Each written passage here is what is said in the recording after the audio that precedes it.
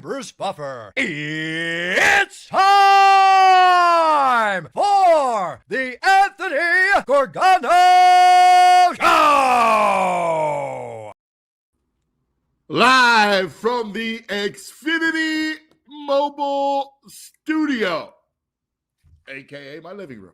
Good morning. Good morning, good morning, good morning. Happy Wednesday to all across the Delaware Valley. This is the Anthony Gargano Show, presented by the BetPark Sportsbook online casino app and Parks Casino. This is how you win. All right, last night, let's talk about this because this is a great story. You know, we don't know where it's going to lead when it comes to spring and spring basketball, but let's talk about JoJo because it's a JoJo January. Yeah, man. Joel Embiid. Are you ready for this? This is his January. 12 games, 33.6 minutes, 28.3 points, 8.4 boards, 4.3 assists over a dozen games. And you saw it last night. He was utterly dominant, right? Like when he plays, and you saw it Saturday against the Knicks because his eyes light up when Cat tries to guard him. And you saw it last night. The Bucks have no one that can guard him. Bobby Portis isn't going to Miles Turner isn't going to guard him. And his eyes light up, and, you know, he just has a monster first half. The Sixers roll. It was a good win. No third quarter snafus, none of that stuff. You expected them after Monday when they had such an awful game. You expected them to come back. It was national TV on NBC. And, you know, Joe, he loves those NBC games, like those national ESPN. Give him a national game, and he shines. And again, he shined last night. But even more, it was about his gratitude. Like, they spoke to him after the game, and we're going to get to it in a minute. But he talked about being emotional, that he could cry. And I've always loved Embiid. Like, listen, does he get mopey on the floor in the past? Yeah, you know, he went through his things. But, like, he grew up here. He spent his whole career here. I've always been a Joel Embiid fan. Yeah, I get it, the injuries and all. But, you know, sheer greatness, athleticism for a big man, swat, being able to just mimic anything on the floor, just a great player, man. And he'll go down as that. It's a shame the injuries and the playoff expectations. Like, I didn't think sometimes the teams around him weren't good enough. The coaching wasn't good enough. It's a shame. And he, at times, certainly wasn't good enough, and he moped. But ultimately, he's a great, great player. And I've always been a fan. And so last night when he talked about being through a ton, and it's got to be, imagine, like, forget the money, right? Because everybody in sports is wealthy. So forget about the money. The idea of not being able to play and being frustrated, not being yourself, it's, you know, depressing. Like, you know, I get it. You know, financially he's set, but this is not about that. It's about wanting to compete and dealing with the injury and all that stuff. So he comes back, and I don't know. They said that knee would be degenerative, right? Like that there would be issues always. He'd have to deal with the pain. Who knows? I don't know. Maybe the rest in that last scope worked. Regardless, he looks great. And if he plays, you know, they got a shot. Like, if he can play in the spring and be there, be available in the playoffs, well, you saw last night, Paul George, I mean, he got smoking hot in the third quarter from three. He finished with 32. Like, Maxey didn't even need to score. So, you know, again, they still have to beat good teams. They failed some tests. But if he's healthy, they look good. McCain looked good last night. You know, maybe you could move him for a rebounder. Maybe that's something that you're going to look at. So we'll talk a lot of Sixers today. I was fired up, man. I was. I needed a game like that. I know it's Milwaukee without Giannis, but it was nationally televised, and it was a good win. All right. We'll get to Devon coming up in a little bit. The OC search seems to be taking some direction. Sean Mannion, who's the quarterbacks coach of the Packers, will have his second interview with the Eagles. Now, Mannion's 33. He's a guy that, journeyman, back up in the league, played at Oregon State, was in the NFL for 8 seasons as a backup, played like 11 games. I mean, or 14 games. You see it right there. So, it's not about his career, but a lot of times these backup quarterbacks make really good QB coaches and perhaps OCs. Now, the downside is, and I like that Packers offense, and I like the Packers direction offensively, but he still hasn't called plays, and he's inexperienced. So we got to see. We'll see. There's not a ton of guys left. I mean, I would have some interest in Mannion just off the resume. The Packer thing might be decent, but I don't know that he's the guy to come in and save the offense. That's the biggest issue. I look at McDaniel or Dable, and those two, I think, come in and rescue. In fact, Jules, play the McDaniel. This is great. So Mike McDaniel was introduced yesterday as the Chargers OC. And he was asked a question, and it was great. He was asked a question about whether or not the team had turned the corner and this team could finally, live up to expectations in the playoffs. So he was there, and he was funny, man. He actually would be it's a shame because I think he would have been a great fit here in Philadelphia. So we'll get to that. How close do you feel like this team is to potentially reaching its ultimate goal? Well, I mean, that sounds like more of a head coach question. So, there he is. I love it. Oh, it's a head coach question. Oh, there he is. Go ahead. It was great. It's a shame, man. I got McDaniel remorse. I really do. So we'll get to that coming up. And we also got to talk about Bill Belichick not being a first ballot Hall of Famer. It's the most ridiculous thing in the world. In the age of everybody gets in the Hall of Fame, you saw it with baseball, you see it all over the place. How's Bill Belichick not a first ballot Hall of Famer? If there's any coach in the history since Lombardi that should be a first ballot Hall of Famer, it's Belichick. Spygate, I don't care about Bill Polian. And the ESPN had a report that Bill Polian was trying to sway voters because of Spygate. I mean, give me a break, dude. The guy's all HOF, all right? Please, let's not get things twisted. He's going to get in, but the fact that he's not first ballot is really shameful, to be honest with you.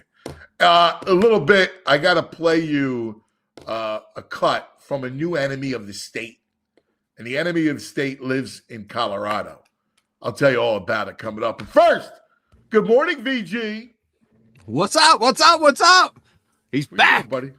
He's back. I'll tell you what I'm doing. I'm on Bet Parks right now, placing another bet for the Sixers to go to the Eastern Conference Final champs, plus 1,200, 12-1. Everyone that I said I was crazy, I'm looking more sane and sane as it goes on. They stay healthy. Just put them in some bubble wrap now. Let's go. Ready to go. Take the All-Star break off. We're ready. Here's the thing, though. He's got to have to play, right? Like, you want him to play because in the second half, when it's all starts, I'm just kidding. He's got to get rhythm. He's got to get used to it, right? Like, he's got to, because once there's pace in the playoffs, you've got to be able to play. I kid. But also, and a part of the playoffs are a little more of a half-court game. But, kudos to the Sixers training staff, his therapist. He's got a whole new, his mentality, the way he's approaching the game. He's like a different guy out there. And it's like those guys, whoever's working with him, the guys and ladies who are working physically on his knee and on his head, they're doing the yeoman's work. I mean, he's a different player right now. Well, I love, you're right about his attitude. I mean, his attitude is great. He feels, listen, some guys go through this where you feel like it's the end and you get a second chance. And I feel like that's kind of, you see with people that have near-death experiences, right? This is not unlike that, where you think your career's over and the next thing you know, you're able to play and you cherish it, right? Like he seems like to me a player who's cherishing playing the game. He's enjoying himself and he's loving it. He's talking about gratitude, and he doesn't have to shoulder all the burden like he used to. Max, he's now an all-star player, and I think that's helped him. And the whole energy with the VJ, this group seems to really like each other. They look like they're having fun out there. They support each other. Before you go overboard, here we go. They need to play defense and need to rebound. Because you played a team last night. Well, you played a team last night. Well, you're not getting it out of the Eastern Conference Finals. And you're going to slow your roll on placing those bets if you can't rebound. Like, you got to be able to rebound and play defense to be able to win a playoff series. It's one thing to look good against a team that's a donut, right? That's got no center. So, you got to be able to beat teams that have a front court and that can rebound. Like, you got it. The good thing about last night is that you saw McCain play well. Maybe you can move him, right? You can move him for a guy that can board. Not to bring up your boy Kelly Oubre, but like, when he needs to be off the bench. He just needs to come off the bench. He could score, right? Mm-hmm. But you're not going to get clutch rebounds, and you're not going to get really good defense. He's just not a good defensive player. A little bit of energy.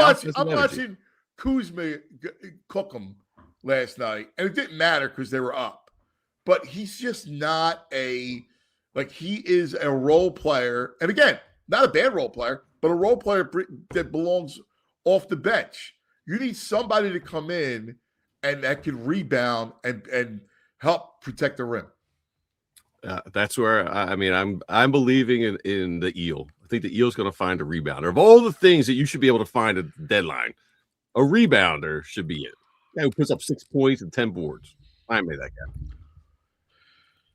That would be like the old days, Dale Davis. Remember Dale Davis? No, I don't remember Dale Davis. You don't remember Dale Davis? No. What team? Pacers. Yeah, oh my God! You can't be flexing about basketball and not know who Dale Davis is. I mean, I don't remember Dale Davis. How do you not remember Dale Davis? He put 8 points and 8 rebounds. Yeah, we could use it, Dale Davis. How do you not know? Violation. Hey, wait. You know what? You know why I don't know him? I know him by his actual. No, I know him by his actual name, Elliot Lydell Davis. Dale Davis. No, stop. You know, stop trying to be quip. Stop trying to quip. You're a fugazi. My God, you kill me. Not knowing who Dale Davis is. I didn't know that was a litmus test if I had to know a role player on the Pacers in the 90s. It's 2000s. What are you talking about? He played, all right, he played a long time, man. Yeah. 16 years. Well into the 2000s. Yeah, that's why you should know who Dale Davis is. He's just a blip in history. My brain can't handle that. Nuts. That's what drives me nuts. I don't got the bandwidth in my brain for that. You got no bandwidth. You remember the scene where Ray Liotta comes out in Goodfellas. He shows up at Jimmy's door, and he's got guns. And Jimmy goes, "I can't use these. The silencers don't fit. You better You better stop using that stuff. It's frying your brain." That's you. Nah, dude, they let me see the future. You're so far baked. So far baked. I got the Eastern Conference Final champs coming ahead of everyone. Everyone's even in the chat. They're like, "Oh, BG's gummies. They might be on something with this ECF." Yo, the Sixers. We even got Black Moses checking in from Memphis, Tennessee. Black Moses. He's all beat it up today. He should be JoJo January. It's a JoJo January. Black Moses. Yes, I love it. There's multiple comments about Bobby Portis being hate the face, but I tell you what, I'd love him here. I would think too. he'd be great here. He actually fits exactly what you want. He is a Yeah. hate to face, though. They're right. He's a stone hate to face. But I'll tell you, I love watching Embiid cook. When he has a guy like Saturday, it's a shame, right? They lost that game. When early in the game, I'm looking at him and he's got, he's got cat on him, and he's just salivating like he's a piece of meat. Yes. Right? Or in your case, he's a bean sprout. And he's salivating. Ooh, some nice fermented tofu. Yeah. And he just dives in. It was great. It's great to see him. What do you think about Mannion? Not to be confused with Banyan. Yeah, I don't like it just because it sounds like Kenny Banyan, for one. I don't know. I don't love that quarterback out in Green Bay. I kind of feel here's where I'll be honest. I think this is a done deal. Now that I think about it, last night, had it gone me, I was pondering the Eagles situation. I think Matt Nagy is the guy. He knows he's the guy. They're interviewing these guys right now, maybe to get a jump on in case they need a head coach in a year or two.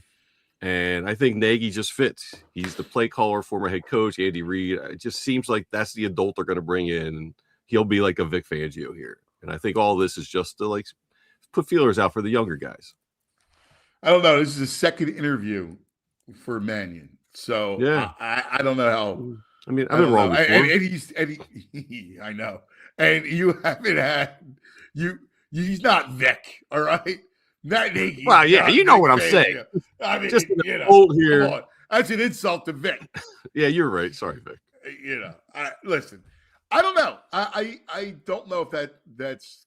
I mean, the fact that Mannion is getting his second interview. I don't know. I mean, my problem is. Did you watch the Shrine Bowl? I guess Hoflax in the chat saying Mannion was calling the plays in the Shrine Bowl last. He was. Yeah. And Baldy's down there, and Fran's down there, and the Eagles are down there, obviously, along with every other team. So we're gonna get. I'll get more intel later today once we talk to those guys. But that's why Garofalo's down there. That's why all this stuff, because Mike had this story that the Eagles are going to interview him for a second time. Yeah, I don't know, dude. I mean, what is that? What can he fix? Is Sean Mannion going to fix the offense? No play calling experience. I don't know. I don't know. I worry about it. I'm worried about the offense, dude. I am. Like Jordan Love, like I said, I'm not a Jordan Love fan, so I like Jordan Love, but that's not. I know you do. It doesn't matter. Yeah. I think the Packers' offense is good. Is well executed. So he's coming from decent lineage, but that doesn't automatically translate. Like, you're a big tree guy, and you think the branch will equal the limb, or the limb will equal the base of the tree. I don't know about the trunk. Thank you. That's good tree knowledge by you. I'm a botanist. You are, but I don't believe that. Just because you're a branch doesn't mean you're the trunk. So I don't put any much stock in that. I don't know. People talk about, he's got good reputation. He's young. He's 33. I just go, I think Jalen needs his own. You brought up Vic Fangio, the guy on the offensive side of the ball that is that guy, the grizzle. Like when you think about Jordan Davis and what Jordan Davis' year was like. He was spectacular, right? And if you listen to Jordan Davis, you hear Vic Fangio's words coming at him. That's great coaching, all right? You reached him, you got him in great shape, he made plays, right? And he was mimicking your verbiage. That is a testimony to coaching. And that's what Jalen needs. I think Jalen needs a guy that he trusts and believes in. We've talked about the inordinate amount of OCs, right? No OC every year. New OC, new voice. Well, after a while, your eyes got to glaze over if you're the quarterback and you got, the next guy in the chair. I just think he needs some stability, a guy that's going to coach him hard, a guy that's going to get him, fundamentals, all that stuff, right? Guy he believes in. Yeah, I feel like he needs like he's got to transition to become more of a thrower. But I feel like that's a perfect role for like a really seasoned old quarterback coach, like a Sid Gilman to come in and be that dude. You can go the coordinator, do whatever. But nobody knows who Sid Gilman. Sid Gilman, for the audience, was Randall Cunningham's quarterback coach. He was quarterback whisperer. He was like he was right back in the 1980s, I guess it was 70s. Into the 90s. It was late 80s, early 90s. So that's where VG stopped. Like he accrued no more information from after once I started dabbling in recreational stuff. That's where my memory stops. 1987, 1988. But no, I feel like he needs like a whisperer to come in and be his little like best friend and a wise sage, an elder to be his quarterback coach. Yeah. No, I think that's a less competitive market. You can get a guy who's retired, who's done it, maybe get him to come out for a little bit. I don't know, dude. I don't think you get a guy that's retired. I think you got to get a guy that understands. Like you, in a perfect world, you get an offensive guy. You can be the OC and work with Jalen. I mean, I don't know. Like the illusion on me, I would have been like, get Mike McCarthy in here to be the quarterback coach. He's got nothing else going on. Next thing you know, he's a head coach at Pittsburgh. But a guy like that, someone who's worked with some really great quarterbacks. Because Aaron Rodgers underachieved under his watch as a head coach. But Joe Montana, wasn't he Joe Montana's quarterback coach? Joe Montana. We can stop. All right. Speaking of football and legends. Oh my God, this is a disgrace. Belichick's not a first ballot Hall of Famer. What are we doing here? Disgrace. And it's like a crazy drama because you said it. There's rumors Bill Polian has sabotaged him. He lobbied about Spygate, said he needs to wait. And then SI reaches out to Bill Polian and he's like, no, I voted for him. And then I think Pro Football Network or Pro Football Talk reaches out to him and he goes, I think I voted for him. So, if you voted for him. And now he's like, I think I voted for him. I mean, what are we doing? You can't. It's ridiculous. It's like Tony LaSword not getting in. Right, like especially now where everybody gets in, right? Like we see it with baseball. Come on, yes. What are we doing? Sometimes I don't understand. Ridiculous. Somebody had a tweet. What world are we living in when Bill Belichick is not a first ballot Hall of Famer and Shedeur Sanders is a Pro Bowler? Pro Bowler, yes. Because he had 4 touchdown passes and 6 interceptions. I think he's got eight touchdowns and 10 interceptions. What about Sunshine? Sunshine had a pretty nice year. Is he not on the roster? I don't know. I mean, right now. Hey, let me go get the big name because he's a popular social media. Pro Bowl. Oh my God, this is unbelievable. Dude, we got a lot of John Gruden chat in the chat. There's a lot of John Gruden talk. Wanting him as OC. There's no way he deals with Nick Sirianni. Let me tell you something. I would love it. I would be all over Gruden. I think Jalen would like him. I would love the Gruden dog. I would love it. First of all, him being back coaching, he would appreciate it, right? We're just talking about Embiid appreciating playing again. Yeah. The Gruden dog coaching, he would love every second of it. He would. Right? He wants to stick it to the league. Right? Yes. And the dude forgot more about football. The guy's encyclopedic when it comes to football. Like, I mean, I would be all in on Gruden dog. And when he sits with those young quarterbacks before they're drafted, it's great stuff, man. It is. I would love to see Jalen. He's got the J.O. part of him. I'd love to see Jalen with Gruden. That'd be awesome. Next thing you know, there's Jalen coming out. Big. Darting up and down the field. It'd be the best. My dog just came running. I'll tell you, when we get back to the studio, I'm going to miss having my animals. Bring the dog with you. There's Juno. This is our little Juno. All right. She's our look at her. She's a ham. She's a Pomsky. Yeah, she's a good girl. Yeah. And then we got the Goots. So I'm going to miss them when I've been enjoying it a couple days Yeah, working from the living room. small enough you could Having bring your him with you. dogs, but having your dogs, you want to talk about like feeling good. They make you Yes. feel great. You know? Even in this horrible weather. Yes. Nothing's changed. We're 3 days in, and it's exactly the same out. It's actually worse because everything's harder and icier. It's like 3 days now we're into this. Yeah, no, it's bad. That Philly stinks. I had to be out. Oh, all back roads, Jersey. It's awful. It's just flat out awful. All right, we got plenty to do. All right, we got Mike Sielski keeping it real ski. Oh yeah, coming up in just a minute. So I'm looking for a little bit of that to come up. All right, so we got plenty of stuff to get to. Let's talk about our friends first. All right, let's talk about Parx Casino and the Bet Parx Sportsbook online casino app. Download it right now.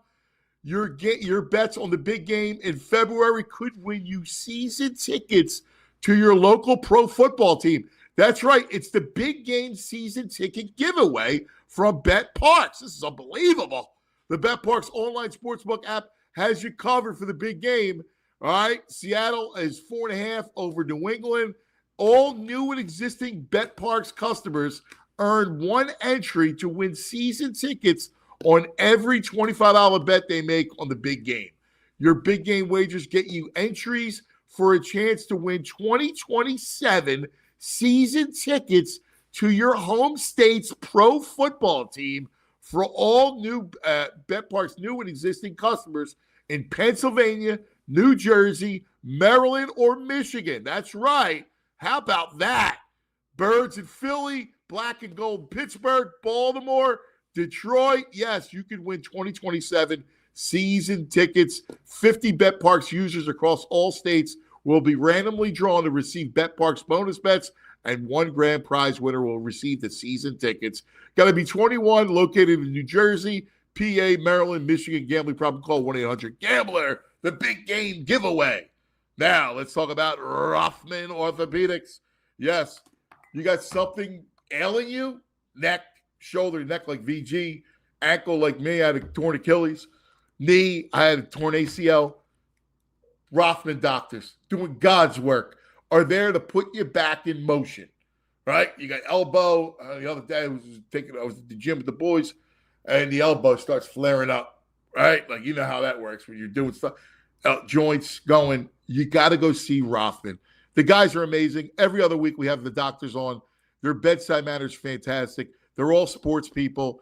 Check out Rothman.com, RothmanOrtho.com/PHLY. That's RothmanOrtho.com/PHLY, and get back into motion doing what you love to do. Rothman Orthopedics. All right. Now, joining us on the Xfinity mobile call-in line, Sielski, keeping it real ski. The great Mike Sielski. Sielski, here comes Mike Sielski. Michael! Morning, snowbirds. What are you doing, buddy? What's up, Zodiac Killer? I was just listening to that podcast and the rewatchables. That's one of my all-time favorite movies. Love Zodiac, and love listening to Bill Simmons and Chris Ryan and those guys talk about it. So that was what came to mind, when I was tweeting last night about Bill Belichick. That's fantastic. That is fantastic. I did not vote for Belichick, I confess. I also confessed to being Zodiac Killer. I love it. I love it. You're coming in town. You better be careful. I am coming into town. Hopefully it won't be back roads most of the way, pretty much the expressway the whole way. So I've heard it's bad. I was following VG on Twitter last night that the city has not done well in clearing the side streets and our all building's that. closed. That's crazy. That's absolutely our crazy. Our building is closed because of the roof and because of we're not dug out. And can I just say something, guys? Like, I follow politics as closely as anybody, and I get worked up about the same stuff that gets everybody worked out. This is what government is for. It's not the stuff that we yell and scream about. It is clear the roads when there's a snowstorm. It's keep people safe. It's follow the law and follow the rules kind of thing. Like, we get so worked up about so many other things, and like, this is going to affect more people in the greater Philadelphia area than anything that's going on nationally. And Yeah. it stinks. Yeah, it does. All right, let's start. Let's start with little JoJo January. He's a great story. Great story. Because he was given a second act at playing. And I see a guy that appreciates it. Yeah, I never thought we'd see this Joel Embiid again. I wrote this at the beginning of last season that I thought at best you'd get an 18 and 8 kind of guy.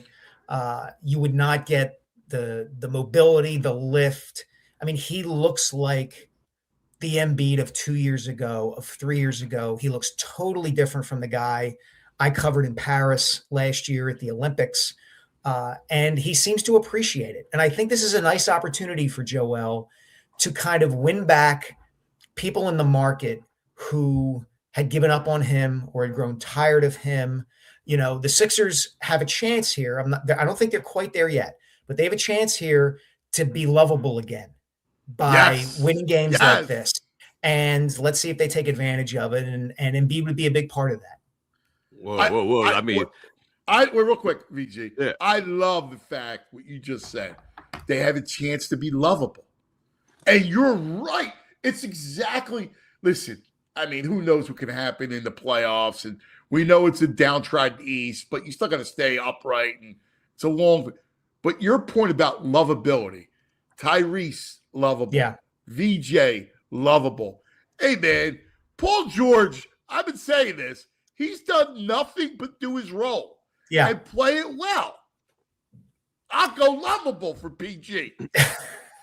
What were you going to say, VJ? Lovable. Kelly Oubre's lovable. I was going to say the chat expected you to come in hard on the "it's time to trade Joel" train right now. Oh God, no. Look, I like the idea of him spending his entire career with the Sixers. I really do, even if it doesn't result in a championship. Maybe I'm getting sentimental as I get older, but I'm kind of past that. You know, don't deal Embiid, don't get crazy. You know, if there's a chance of them making a run with him here, I think that would be a really cool thing. Nice. Yeah. The snow's got the mic. Yeah. I got a pinched nerve in my shoulder from shoveling, and it softened me. No, but I think you're right. I also love the journey of a guy like Embiid. I think the journey's a good one. It's a great lesson. I've always been an Embiid fan. Yeah, I mean, you know, the mopey stuff and everything, but so great. Like, sometimes I don't think we appreciate how great a player that he was, and at times can still be. Like, you watch him, like, guys have no chance guarding him. No, he made one move early in the game last night where he spin dribbled and shot a kind of turnaround right at the foul line and swished it. And it was so smooth. His footwork was so smooth.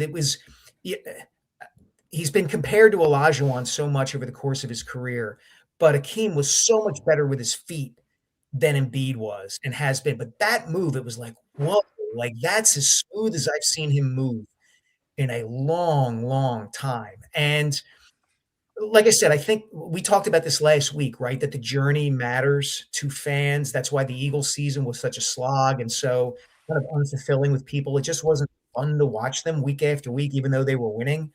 And now the Sixers have kind of hit this point again where they've got a little redemption tour to them. They had that terrible season last year. Now you've got these other guys like McCain coming back and getting worked into the lineup. It doesn't mean they're going to make a run. It just means that it's fun now to think about them making a run in a way it wasn't compared to, say, the Eagles. So, switching gears, let's go to the Eagles. And where are you at? And remember, we've had this discussion about this OC job now going on weeks. Yeah. And remember what I told you weeks ago about this job and about the players. the coaches that they looked at. Mm-hmm. Where are you at with it? And are you okay with Sean Mannion's going to get his second interview today? Yeah, I mean, I think for a lot of casual fans, I think part of the collective disappointment about this is that even though guys like us follow this stuff really closely and know what particular coaches are known for and what they do and what they specialize in, most casual fans aren't like that. So they hear names that they know, like Mike McDaniel and Brian Daboll, and they get disappointed and ticked off that the Eagles didn't get those guys because they know those guys. That doesn't mean that the Eagles can't find a good OC. To me, and I wrote about this for today, the issue they've got to reckon with is not just what happens next season with, do you have A.J. Brown? Do you have Lane back? Probably not. Can you squeeze another year or two out of Saquon? What's Devontae's role? Who's going to play tight end? What does the line look like? All of the immediate stuff. The league itself is poised for a shift. The league, I think, is going to try to open things up again. We're in the middle, if you take a step back, of like a 3 or 4 year period where the passing offense has taken a back seat.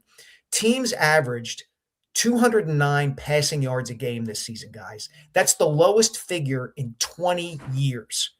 The NFL is not going to put up with that. The NFL wants points. The whole discussion of the championship games this weekend centered around how the Rams-Seahawks game was high-flying and amazing and fun to watch, and the Broncos-Patriots game was boring. Now, a lot of people frame that as it had something to do with the weather. It didn't. It had to do with the fact that it was Jarrett Stidham against Drake May, and Mike Vrabel wasn't going to let Drake May lose the game by taking any chances. And I'm sure the NFL is looking at that and looks at what's happening over the last few years and says, we got to open this thing up again. So the Eagles better take that into consideration. It's not just, can you get the running game going again? The league is poised to shift, and they better be ready for that shift with whoever they pick as their coordinator. Yeah, I'm with you, like half with you. Like, I do believe that the league's cyclical, and we're probably on the precipice of that. I think it's a great point. I don't think that a guy coming in now is going to be able to usher you into that. Probably not. Probably not. And Mike McDaniel and Brian Daboll are more than just names that people here know. And let's also understand that around the country, they don't know who OCs are. They barely know who head coaches are around the league that's not their team. Right. We are just completely different, all right, in this town, that we know OCs and quarterback coaches and all this stuff because we're that into it. And the truth of the matter is Mike McDaniel was the perfect guy for this job. And so was Brian Daboll. And getting a 33-year-old quarterbacks coach from Green Bay, I don't think is your answer when your head coach's philosophy is to prevent offense. Well, I think the bigger issue with the 33-year-old offensive coordinator is that you need the counterbalance from an emotional standpoint and a wisdom standpoint to Nick, right? Yep. That's part of what Fangio provides. It's not just that he's brilliant defensively. It's that he's an old wise owl, and you feel stable with him there. And the likelihood that a 33-year-old coordinator is going to provide that is fairly slim. That I'm with you. But I still think that they're going to have to open this up, whether Sirianni wants to or not, because that's the way the league is going to head. And if he wants to save his job and still be a head coach, we are heading into an era where you're not going to be able to play the way he wants to play. Yeah. Again, he's not going to be the head coach. Like I can see it. I can totally see it. I mean, he couldn't couldn't attempt to fix the offense. I've heard you mention this once or twice. Right? I mean, again, when we look at a passing game where you had historic lows, right? Third down issues, not a first down an entire half. Like, we've never forget about 2026. We haven't seen that since we didn't see that in 1977. I mean, come on. Like, we saw historically bad offense. And I mean, getting some dude, and listen, who knows? I mean, Sean Mannion, I like these backup quarterbacks that haven't played. I think they remind me of the backup infielder, right? That becomes a great manager. Like the backup guy sees things, right? The backup point guard, like all those guys are forced to learn the game inside out because they don't have the great skill for it. So, like, he fits the suit. And at some point, maybe he's good. The problem is still, I think systemic, right? The problem is still inside that organization. And that's where I fear that, like, where are we going? Adam Schefter, let me throw this at you guys. Adam Schefter today on The Fanatic said that there's going to be something bigger with the Eagles than just hiring an OC. Now, I was just talking to EJ about that, and EJ thinks it's probably an A.J. Brown trade. Could be that. Could be a Lane Johnson retirement announcement. That would not surprise me at all. Again, no insider information, just reading tea leaves and having covered Lane for a long time. That could be something. The A.J. Brown situation wouldn't surprise me either. Boy, I would love to know if that's happening. I want to know what they're getting back for him because, and our friend Zach Berman has made this point before. If A.J. Brown's a distraction, well, look at the track record over the 4 years he's been here. There's a case to be made. You sign me up for that distraction, with what he's done and how they perform. How do you help the pass game? By trading A.J. Brown? I'm sorry. Right. I don't believe in addition by subtraction in this case. Especially given the way A.J. is regarded in that locker room. It's funny to me. I often hear people talk about what a distraction he must be in that locker room because guys roll their eyes. The people making that claim have spent precious little time in that locker room compared to those of us locally who have. And who understand like what the guys in that locker room actually think of AJ. So I suppose it's possible he's going to be traded. It certainly wouldn't surprise me given all the scuttlebutt, but I would be skeptical based on what I would think they would need to get back to make it worthwhile. I agree, dude. I would not, especially now you don't have a tight end because Goddard's going to leave, right? You don't have a backup tight end either. Like you need two of them. Right. Yes. Right. And who's your like Dotson, like Jahan Dotson, like our man Murph hates Jahan Dotson. I know. I can't blame him necessarily. Right. Like, you're not getting anything out of him. I like Cooper, but come on now, right? Yeah. I mean, so now you would look at one receiver on the chart. I don't know. I mean, this is a lot of work to do, dude. This is a tenuous offseason for them, right? Like this has a chance to go pretty bad if they foul some of this up. It's not a slam dunk that and that's part of the reason I think why there's been at least part of the reason, not totally, why they haven't hired an OC yet. I'm sure some candidates are looking at the situation and saying, I'm not quite sure how this is going to go. Right. It's a lose. You can lose in this situation. People were complaining about Brian Daboll going to Tennessee. Tennessee's a no lose situation for Daboll. He can go there. People don't really care. You've got Cam Ward. All you got to do is make Cam Ward better than he was as a rookie, and people will think you're a genius. But you see how, as a fan, we're like, the Eagles are the gold standard over the last 10, 15 years. I mean, they're right there an elite franchise.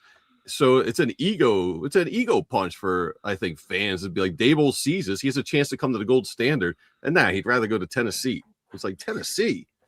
Yeah, it's one of those things, VG, that I'm afraid I love Philadelphia fans. It's one of the ways in which they flatter themselves. The franchise is one of the gold standard franchises in the league. But I genuinely think the candidates are looking at the pressure externally and internally with the Eagles.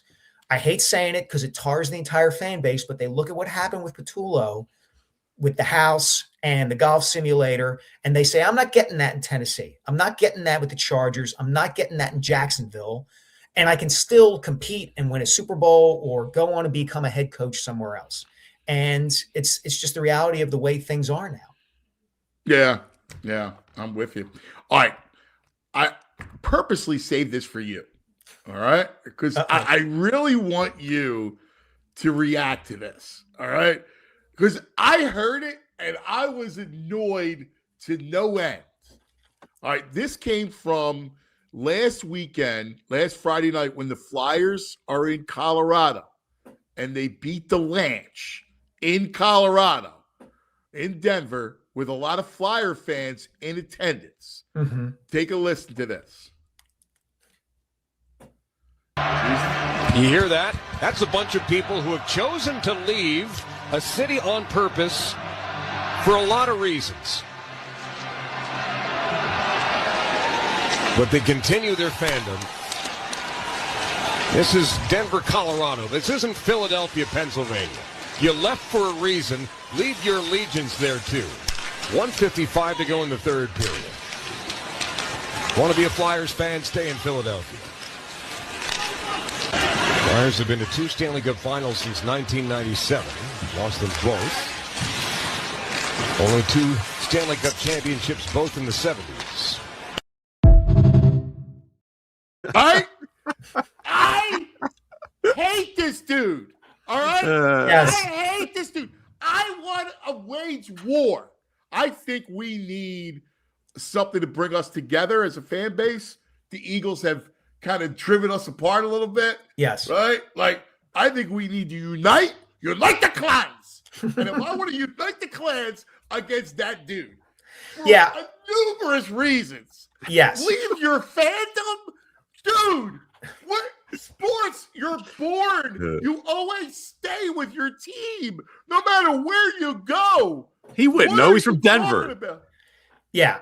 Look, this is, I get the whole, like, you can kick the Flyers because they haven't won in 50 years. I get that. That's just a stupid perspective to have. The idea that you leave your fandom where, if you grew up in Philadelphia and you move to Denver or New York or Chicago, you leave your fandom behind. That's a silly, stupid thing. And it was easy for that announcer to kind of take that cheap shot against the Flyers because the Avalanche have only lost 2 games at home all year and whatever. Bad. Having said that, the thing I thought you were going to play, or at least refer to, was there was a comment that came out. I think Ashlyn Sullivan from NBC Sports Philadelphia reported this, that Jamie Drysdale, Flyers defenseman on the bench during that game, said something during the game when they were up 7-3 in the third period, like, savor this, guys, savor this. That bothered me as much as what that announcer did. You're an NHL team, dude. I know the Avalanche are really good, and I know they have the best record in the league, and they won the Cup a couple of years ago. You're an NHL team, too. You're not the Team USA in the Olympics, or this is not the Mighty Ducks. You should be going into any arena thinking that you can win that night. And the idea that Jamie Drysdale, maybe I'm making too much of this, but savor this, guy. Savor what? You won a game during the regular season. That's what you're supposed to do. And then you came out a couple nights later in an even bigger game against the Islanders, and you did not show up.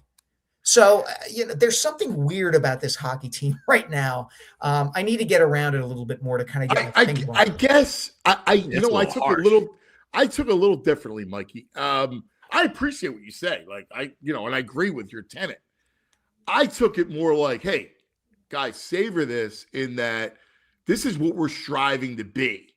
We're trying to be like what they are, where we're now a cup contender every year. I mean, remember, I took it more like, remember this, not like, hey, this we just beat the Russians. Yeah. What were you going to say, VG? I'm just saying it's a little harsh. I mean, it's a team it's a young team in development. They haven't had the greatest past few years. They get a big win on the road. It wasn't just a win. They shellacked them. Yeah, I would no word being like, savor this. This is what we're capable of. We know we can do this. This is what we're. Yeah, I didn't initially take it that way. I took it as savor this, guys. This doesn't happen very often. That's when I hear the word savor, that's what I think of. And there needs to be something a little bit different about this team. They're just kind of. They've settled into what we all hoped they weren't going to be, whether they made the playoffs or were good or not. They're just kind of there again. Mishkov hasn't had the season we thought he would. He's starting to heat up a little bit. They didn't show up the other night. That was brutal. That was brutal against the Islanders. Come on. I'm with you. Listen, I feel you. I expected a game like that, truthfully. Not to lose, but here's why. You come off the road. You know how it is with the road. I know. You come off the road. Right? Yeah. It is what it is, right? But also, Ersan has been playing way too much because of Vladar, right? No Vladar. So Ersan started 6 straight games. And I think he was shot. He gave up a bad goal, and it sapped their energy. I'm not saying it's right, but I'm not as down on them as you are. I see, Michkov has been very active offensively over the last 10 days. I feel like we're grasping at stuff with this team now. They had an opportunity to show us that they were really ascending.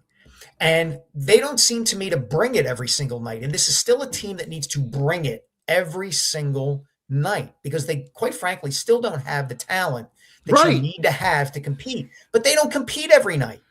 It doesn't seem to me that they compete every night. Well, I agree with you on Monday night against the Islanders. I mean, in fact, it was a double-double because I was looking forward to watching Sixers Flyers. Yeah, I mean, that was the worst day of sports since the Eagles lost to the 49ers. Right. Yeah. The Sixers are down 50 going into the fourth quarter. Good Lord. Didn't even show up. And then the Flyers go get shut out by Sorokin, who kills them every time. And Tony D's having his revenge on everybody.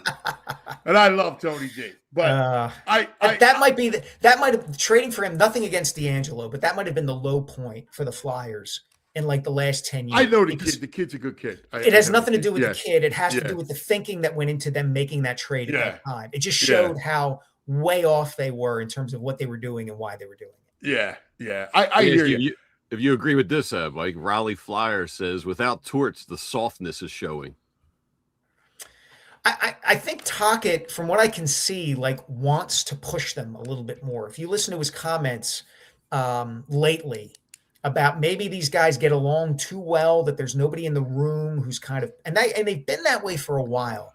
There hasn't been a real, kick you in the ass kind of guy in that locker room. Now, that is not going to make up for the gap in talent that the franchise has had for a long, long time, but it's something. And I don't know. Again, I'm an outsider looking at this. I haven't been around them, but it doesn't seem like they have it. I don't know, man. I mean, they're 24, 18, and whatever. I mean, with this talent, I mean, they're still highly incomplete. Yeah, and you lost your goalie, who was your rock for 6 games. Yeah, but that's part of my concern. And I think we talked about this last week. Is that you made 2 really good offseason moves, or at least 2 moves that have turned out really well in Vladar and Zegras. Right. And okay, what about everybody else? I'm waiting for Travis Konechny to be the next Patrice Bergeron, as I was told he was. Yeah, well. And I'm waiting. It's going to be a long wait. Yeah, exactly. Mishkov's taken a step backward, and Couturier's now gone 24 games without a goal or whatever it is. And it's just kind of where are we, guys? Are we just kind of pedaling in place with some of these young guys? The guys. Yeah, I hear you. I mean, you're not wrong. I mean, I get it. I think the rebuild is more real than. Oh yeah. Yeah, I think that's fair. And so that. I always judge you through the prism of my own expectations. Mm-hmm. So I'm not expecting more than this. That's fair. If you got into the playoffs, then great. But, I want to see certain guys now I see Michkov. Now I could be wrong, but I've seen him over the last week or so, 10 days, where he's way more active. I mean, he had 7 shots on goal, then he had 5 shots on goal, then he had 4, then he had 5. He looks different to me, right? Mm-hmm. So I'm hoping that he hit the little skid. Now he's back up. Now we'll see. Yeah. Zegras is going quiet. So that's got to change. But it's kind of how I kind of look at him. I mean, I'm not, I kind of reserved. The reason why I brought up the Avalanche announcer is the basic tenet of sports. And I think sometimes that we're alone in this in our town. I mean, Boston, New York, we don't get it. Yeah. But this idea that you move to a different town and you switch allegiances to that town is highly prevalent across the country. And I freaking hate that. Like I do. I hate it. It's like wherever you go, like I left early, and even though I chose this profession, if I was still a journalist and working for the New York Times or the LA Times, I'd still quietly be a rabid Philadelphia fan. Like that's just what it would be. Yeah, I mean, I wouldn't go so far with myself to say rabid fan, but I will say this: like I can remember being in the press box in the Florida Marlins stadium, whatever it was called back in the day in 2010. When Doc threw the no-hitter? Covering the Mets Marlins game, regular season game, and following Game 7 of the Flyers Bruins series, on my computer screen because I cared that much about and was so familiar with those teams. And you're 100% right. But the flip side is, of course, nowadays, so many games are available and so much information about all of these teams is available to everyone that it's probably harder and happens less frequently that even people from Philadelphia grow up with the kind of allegiance that we had, right? Like we grew up reading the Inquirer, the Daily News, listening to WIP, watching the local news. It was Philly, Philly, Philly, Philly, Philly. And if you were a fan of another team, it had to be because like your dad worked there for a while or your mom grew up there or something along those lines. Or you're a Cowboy fan. Or you're a Cowboy fan because they were on Monday Night Football and CBS all the time.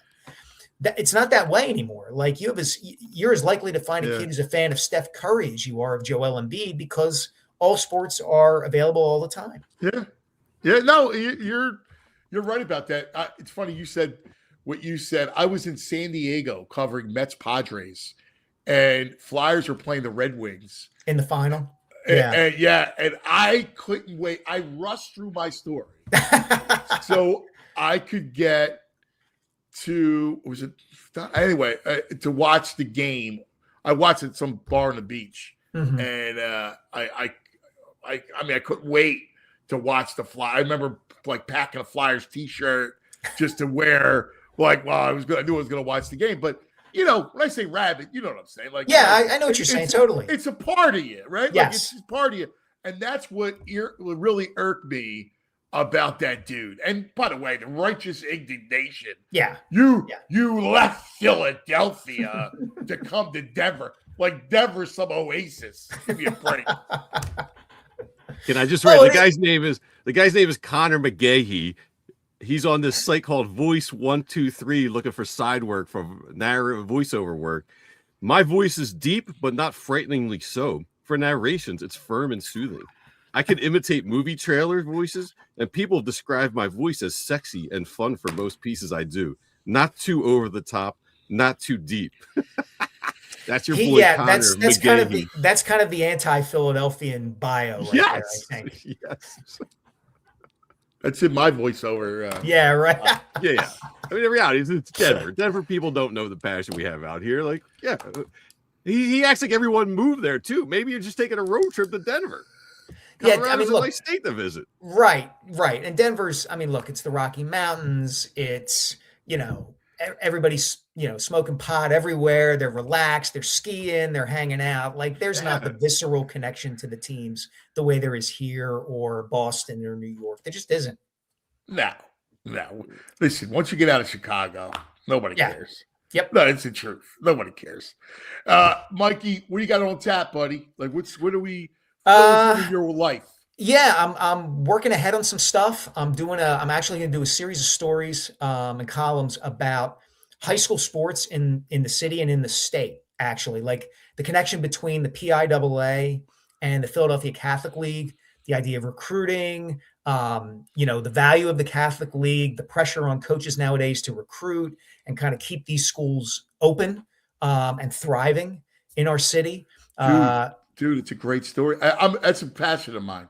Yeah, so same. If you want to get a beer over it. Yeah, absolutely. It's kind of under the radar, right? Like it's something nobody talks about on, we don't talk about it on this show. We don't talk about it on talk radio much, but like Bonner O'Hara matters. And there's going to be 9,000 people in the Palestra in a couple of weeks for the boys and girls basketball semifinals. Well, we do a segment with Danny D, who, Danny basically ran the Catholic League basketball.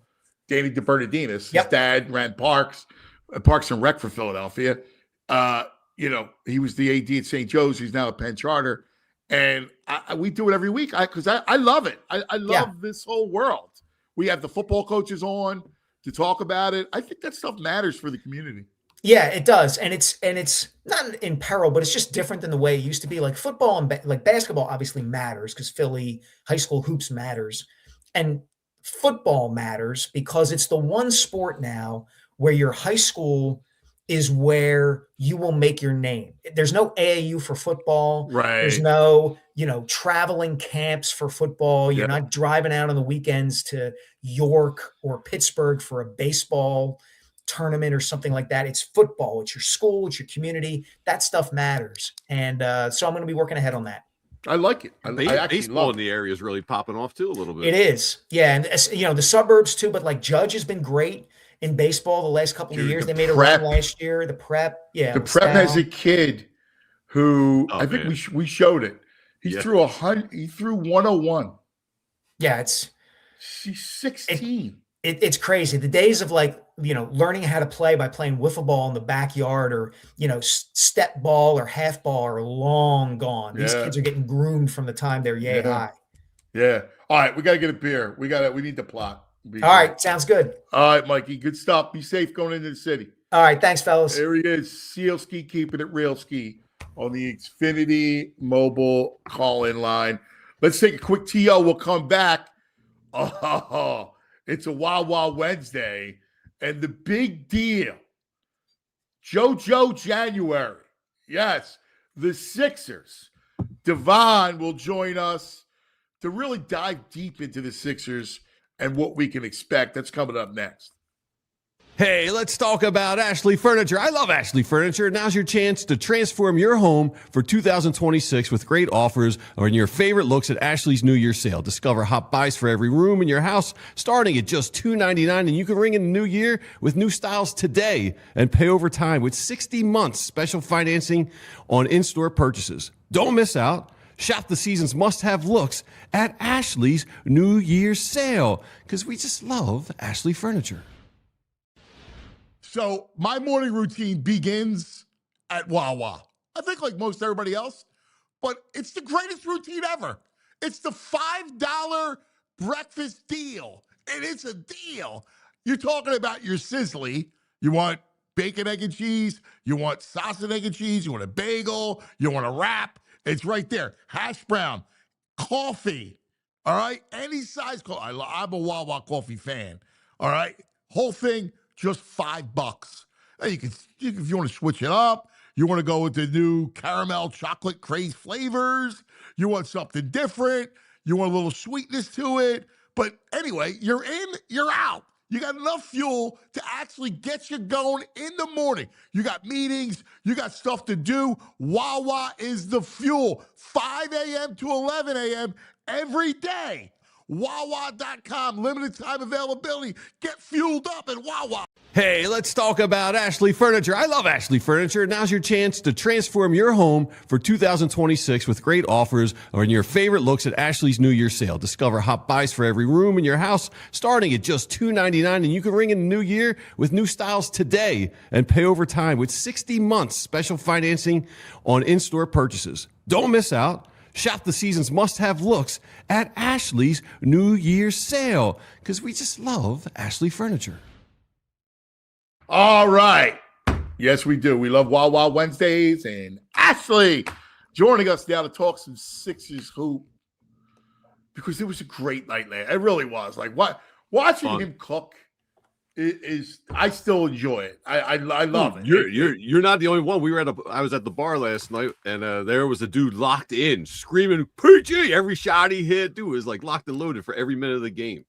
Yeah, it was a lot of fun. But watching Joe cook is still, especially and hearing how grateful he is, it kind of warms my heart, man. It really does. To talk about the Sixers, he does such a great job on the All-PHLY Sixers squad. Our man, Devon Givens. Devon Givens. NBA. Devon Givens. NBA. Devon Givens. NBA. Devon Givens. NBA. Devon Givens. NBA. Devon Givens. NBA. Devon Givens. NBA. Devon Givens. Good morning, my main man. That should be up for an award, VG. An award. Yeah, it's okay. I think you deserve a little better. I got to get back in the lab, make it a little cooler. Yeah. What's up, guys? It is cool though. I like it. I think Devon's right. I think he did a great job with it. We know what's up is it warms my heart watching the Embiid story play out. Mm-hmm. You know, like you see that he appreciates this second chance that he's getting. Like you can feel it. He's always been a guy that wore his emotions on his sleeve, and I give him a lot of credit because he is grateful, I think, to be able to play the way he's been playing, and his attitude's been great. Even when he's not playing, his attitude has been, I think, really good. Seeing him more engaged, to your point, when he's not playing, he's sitting on the bench. He's on the bench. A lot of seasons when he missed time, he wasn't on the bench, even when they traveled. And to your point, listening to what he had to say post game before we started our show last night, it was really cool. We've heard Tyrese Maxey speak about it from the very beginning in training camp and media day about how he was just happy that Joel's happy. And you say, I get it, but what does it mean? And then you see it on the floor. He starts the season off in Boston. He plays the first few games, has to miss some time because of the injury. But when he comes back, he gradually starts to get back into that Joel Embiid form. Not the MVP Joel Embiid, offensively the numbers wise, but not the two-way player that we're used to. So to hear him talk about just being happy to be able to do that, to see him finish off an alley-oop dunk the way that he did, I was scared, honestly, because even when you watching it, as fun as it was, as great as it was for them to execute that play, Tyrese Maxey, they have to have had done this in like practice or something for him to have confidence to throw that, because no one throws him a lob. So, but I was worried because every time we see him do something that we haven't seen him do in a while, what's the first thing we all think about? What's the landing going to look like? Yeah. I didn't even like the landing, but he kept going. And when you watch it, you look at it and you're like, oh, that knee kind of buckled a little bit, but he kept running. He wasn't grabbing at his knee. He didn't do anything like that. And it is good to see him out there enjoying basketball, the wins that come with it, with basketball, the unselfishness that we see with the passes that he makes, the encouragement that we hear Jared McCain talk about as being one of the top players on the team that's still encouraging him during his shooting slump. So all of it just comes back together, coils back together into a player that they're going to need, a leader that they're going to need in his leadership type of way. And we all expect him to be a postseason team at this point. And if he can continue this play as it gets better, guys, I mean, looking at the numbers, if you look at the numbers month to month, it's crazy of where he is right now. Oh, dude, 33.6 minutes. This is January. 28.3 points, 8.4 boards, 4.3 assists in 12 games. Mm-hmm. Yep. I mean, speaks volumes, right? Like, yeah. I mean, there you go. Let me ask you this. Have you heard – we were under the impression that the knee would never get any better, that he would just have to deal with the discomfort and the pain. Did this last rest or little cleanup, did it work? Well, it seems like the rest, the last cleanup, of course, that you talk about, where, as Kyle said last night, build Dr. Glash now a statue. You know, if this continues to go along, you gotta build the doctor a statue. But it just seems like it's that the confidence that he's playing with, because a lot of times when the three of us have talked, and even on our show when we've discussed it, it's the mental part of playing through it. And all right, it's not allowing you to be the player that you used to be as the two-way guy, even offensively, where he has to second guess some things. He thinks about it. The normal hang dribble that we see from right around the elbow, he was hesitating on a lot of that early on. It's not happening anymore. So just the confidence building up throughout the season, seeing that the stuff that he can do in practice Translate that into an actual game. I know these are not your teammates, but hey, that stuff still works. And when he does feel himself land a certain way, he's okay, right? And then he's going off and he has a 20-point quarter and he's excited about it. All of that stuff just erases from your mind. We've all dealt with injuries where you come back from something, and this is on a higher level, but you come back from something and you start to feel those things happening again, and you believe in yourself. So all of that with the rest and with the procedure that took place, he just needed the time. He just needed the time, and then eventually the mental part of it had to catch up with the actual time that he missed on the floor. All right. Because it almost felt like it was a placebo effect. It was going to be a placebo procedure back in the day when they did it. It was like, they're just going in there to scope around and make them feel better about it. And the real fast, before I know you get to your next point, was I'd even heard in the summer that he was looking really good when we were all wondering, is he on the floor? What's going on? And then you finally get that word of, he's actually in here destroying these guys. and so when the season starts and you get game one where he's in uniform, you just, okay, let's see it. And then he comes out, he plays well, but then he's off the floor again. So automatically that's going to hit you in the gut and say, I did all of that, and here I am believing that I can do this, and it's not happening. I'm sitting again. I'm sidelined again.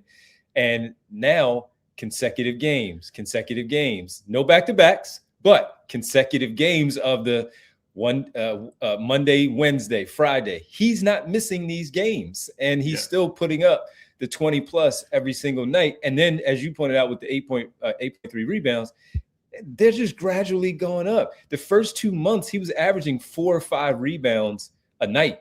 Then it's just been consistent 8, now almost up to 9. He had a 15 rebound game, as we know, in that Houston win. So that's the important stuff. When we talk about stacking wins, he's stacking these good days that he's feeling confident about. He's also stacking blocks, and you could see him. He's become way more active defensively. He looks different defensively. So it's slow, but you could see it coming compared to what you're talking about earlier in the year. And when do we really need to see it? April. Yeah. So as you said it's slowly coming together for that. January has been fantastic. So let's look at this team as a whole, right? McCain played well last night, so that was a good sign. He shot the ball well. He looked quicker because he looked really, really slow. So he looked a little quicker last night. And look, I get it. It's the Bucks. There's no Giannis. They're a bad team. Right. The whole thing. So you gotta take it for a grain of salt. But if you're Morey, what needs to be done, right? You need a 4. You need somebody that can rebound and protect the rim for you. Yeah, you do. And a lot of people go to, I see someone in the chat asking about Rui Hachimura and his contract with the Lakers. I see that, and that was Shane talking about that. I saw some people over the last week ask about Bobby Portis because of what Milwaukee is going through right now. He gets 12 boards for the Milwaukee Bucks last night. So if you start him, could that be board? Yeah, he can board, and he can shoot the 3-point shot. So I just wonder what it is that you have to give up, because Kelly Oubre is playing too good where you don't want to part from that, and his point of attack defense on the wing, which Paul George can give you that. VJ Edgecombe has never been in a playoff scenario yet, so we don't know what that's going to look like point of attack. So what do you do with Kelly Oubre? The only other trade chip that you do have is Andre Drummond and his $5 million. So is that going to get anything done where you have to tack on something else? So we are 8 days away now from the trade deadline. So it's going to be fascinating to watch how this comes together, because they're going to be on a road trip. They have a 4 or 5 game road trip upcoming. They're going to be out west when this is happening. They play a game that night, which is funny, while they're out west. So I am intrigued to find out what Daryl Morey thinking is, because they're right there in that mix, as we've talked about. They're anywhere from 4 on down to 10 in the play-in. So they're going to be in some sort of playoff. And if they can ever string together a winning streak, like these 2 games coming up here before they hit the trip against both Sacramento and New Orleans are important. You just want to get these 2 wins. You want to book these wins in before you head out west. And I have to think that Daryl Morey already believes that they're a playoff team, that something has to happen, even on the margins, that's going to be important enough to help this team out in the front court, as you point out. Yeah, I mean, you look at them, they're 25-21. They're 6th in the East. You're just a half game up over Miami. I mean, they're as good. Like, you look at these other teams, and I know Cleveland beat them twice in a row, but I don't know. I do think they need to get buttoned up defensively, right? Like, 100%. You like Oubre more than I do, but I Yes. think the whole world likes Oubre more than I do. And I would be okay with sacrificing if I can get defensive rebounding, because I think I have enough around. I have enough scoring. I need to get better defense. I need to get rebounds. I need to get buttoned up. Yeah, but when I look at the Oubre part, the offense is a bonus. It's the defense that I start with because of, to your point, it's the defensive rebounding that's the problem. But you also have to get some stops on the perimeter where you don't allow them to get the many paint touches that they get. And he is, I would think, number one, in my opinion. I've seen some people argue Quentin Grimes as because he is a decent point of attack defender. He is, but he's coming off the bench and he's not going to start. Even if you move Oubre, Quentin Grimes is not going to start. So you're talking about a backup with that. Paul George is a good defender, good team defender, good help defender, good point of attack defender, but he is still 35 years old, so guys are going to get by him a little bit more, and that's what I factor in the Oubre part more than that you point out, more than you do. So that's why I look at it with the Kelly Oubre part. So that's where the fascinating thing is going to come from. Who is he going to move to get that player in here? And I don't know the answer to that even 8 days away. What kind of value does McCain have? I think there are teams that believe that they can get him right. Give him more minutes, give him more opportunity, and when you give him more opportunity, you give him more minutes, the shot will fall. The points will follow, and so I do think there's something there. I do think there's something there. He is. I'm not fully attached to him, but I would like to see the shot come together in the Sixers uniform as well. But I know you're gonna have to give up something to get something, and he would be. Yeah, I mean. He would be the guy, even more than Oubre. Like, I would look to move McCain, keep Oubre, and add to and get my rebounder. But I don't know what you're going to get, and you have salaries and that sort of thing too. And then is where's your extra ball handling going to come from? If you move him, he hasn't been great, but it all comes within the package of but I need rebound, ball handling. But I need rebounding more than that. I need rebounding and defense. I don't know if I can win a grind. I mean, I got a board. I second chance points. You saw it against the Knicks play out. Yeah. Like, so it always plays out that way against the Sixers. Yeah. I mean, what did McCain play? 13 minutes against the Knicks? If I got to give that up, I give that up. Yeah, but you're also giving up a shooter. While it wasn't there, we keep talking about this team not having enough shooting. He does provide that. I mean, in the playoffs, is he going to be a guy that you're going to rely on? Maybe, to your point, he only played 13 minutes against the Knicks. That's probably his cap. 15 minutes in a playoff situation if he has it going. Right. I agree with you. Yeah, I agree with you. So I mean, again, like am I trying to win now? I mean, if you're telling me it's there for you to try to win, yes. Right. So then I'm not attached to McCain. I mean, nice kid and all, but I got to get something, man. I can't win like this. I know, and we've been railing on him honest. We've been railing on McCain not just about the shooting, but tightening up on the ball handling because it hasn't been good enough. They ball pressure him. He has to give the ball up, or they take it from him, and he has to be better. And again, I just asked, does that come along with the shooting, where everything, confidence, you just feel better about everything that you're doing out there on the floor and trusting yourself with what you do? So I could see, I wouldn't be torn. I wouldn't be all bent out of shape if it happened, especially if it's a player where, to your point, and that it makes sense for the construction of the team for where they're going and needing that rebounding, needing that defensive stopper potentially, where you don't need the scoring necessarily because you do have a lot. I agree with you 100% there. I mean, you're going to have Grimes come off the bench, like in a playoff rotation. I don't even know if I even can get to 15 minutes for McCain. No, I know. I mean, if you're going to do the rotation, I need Maxey on the floor. I need Edgecombe on the floor. Yes, you right? do. Yep. I need Paul George on the floor. Paul George is playing very well.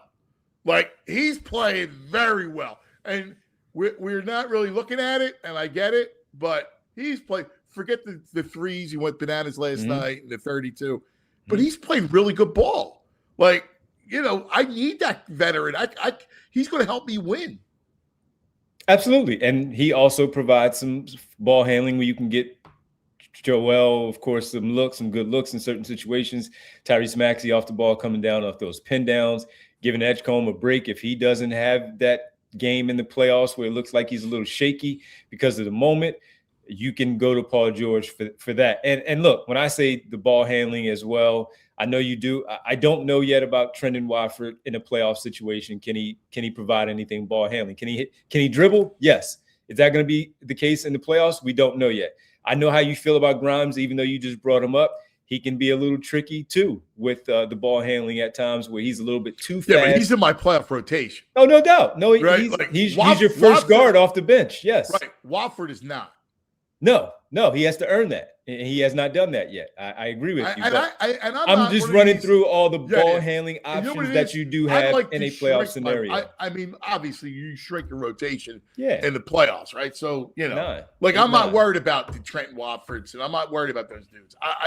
I need – now, I'll ask you this one because I don't know how you feel about Nick Nurse. I mean, I know how you feel. We've talked about this, but, I still see – teams that at times not ready to play, coming out of halftime, not having a plan. I'm annoyed by it. As we all are. I mean, it's frustrating to see them come out of halftime and it still be a problem. Even when they start off well, I think, what was it, the 11-2 start that they had in the third quarter, and then it just flipped. And what is happening here in these third quarters? So no, he has not been great. He does have them at the record that they are currently at 4 games over 500, firmly in the mix. They were ready to go last night. Helps when you have both Embiid and George, but he still has some things that he needs to tighten up on as well. I agree with you there. Yeah. How do you feel about their defensive strategy? It seems like they're overly aggressive on the rotations, leaving up a lot of wide open shots. Yeah, it's been a source of conversation that we've also had. The gambling from Tyrese Maxey now, which I don't really have much of a problem with because of his speed. He plays them well. He reads things, read and react pretty well. And more often than not, he's coming away with the steal, or he's disrupting it, knocking the ball out of bounds, or at least, just tipping the basketball away. But those things, they switch everything, it seems like now, VG, where they feel George, Edgecombe, Barlow, Oubre, Maxey, Grimes, they feel comfortable, just switch everything. But the communication, for whatever reason, hasn't been right, where they get caught with their feet planted and there's too much of a wide open 3-pointers. So and it's funny because we were talking about it on one of the shows post game where that's Nick Nurse in Toronto, but he had longer defenders. And that's where outside of Kyle Lowry and Fred VanVleet, Kyle Lowry was an all NBA defender, right? All NBA defender at that point. Fred VanVleet was turning into something as far as a defender. And you had Siakam and so many lengthy guys on that team. Kawhi Leonard, when they won the championship, that could make up for a lot of ground. And you had Marc Gasol, even though he wasn't the Marc Gasol of the past in Memphis, he was still, the communication was right. So they knew what they were doing. I don't mind the aggressiveness, but you cannot leave guys open like that. The communication has to be, something has to be fixed for them to not allow it to be what it is where they're so wide open. The aggressiveness, I don't mind, because guess what it does? It creates a lot of transition buckets, opportunities for you. It does. It really does. And when you have the speed of Maxey and McCain, I'm okay with it. But they have to tighten up on the communication there if they're going to play that aggressively. Yeah. I'm with you. There's a lot of there's a narrative out there that moving Drummond is just for salary, just to get under the threshold. Yeah. How do you feel? You believe any of that? I hope they're not worried about the tax when you have it. As Anthony says, it's open. Please, not now. And as I don't want to hear about the tax now. Come on now. Yeah, and as Derek always says, you cannot worry about ducking the tax when you have an opportunity that's right in front of you. You can't. Amen. Yeah. So if you're going to move Drummond, you have to move Drummond for something. Amen. Amen, brother. Hey, what's your schedule?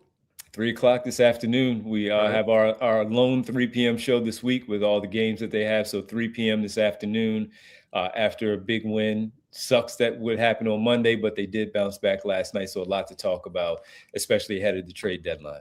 My brother, I love it. Always great, man. Just seeing your face, talking hoop. Love you guys. You know that. Love you guys. Love you, buddy. Here he is, the great Devon Givens on the Xfinity mobile call-in line.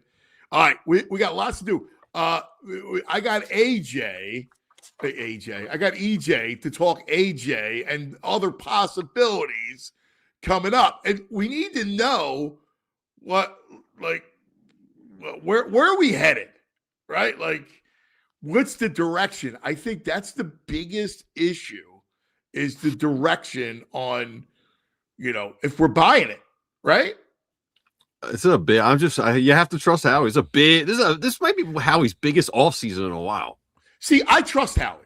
I do. I trust Howie. I trust Jeffrey. I think their front office has proven they deserve trust. Now, I just don't think that, and this is my worry, I think you might have to take a step back.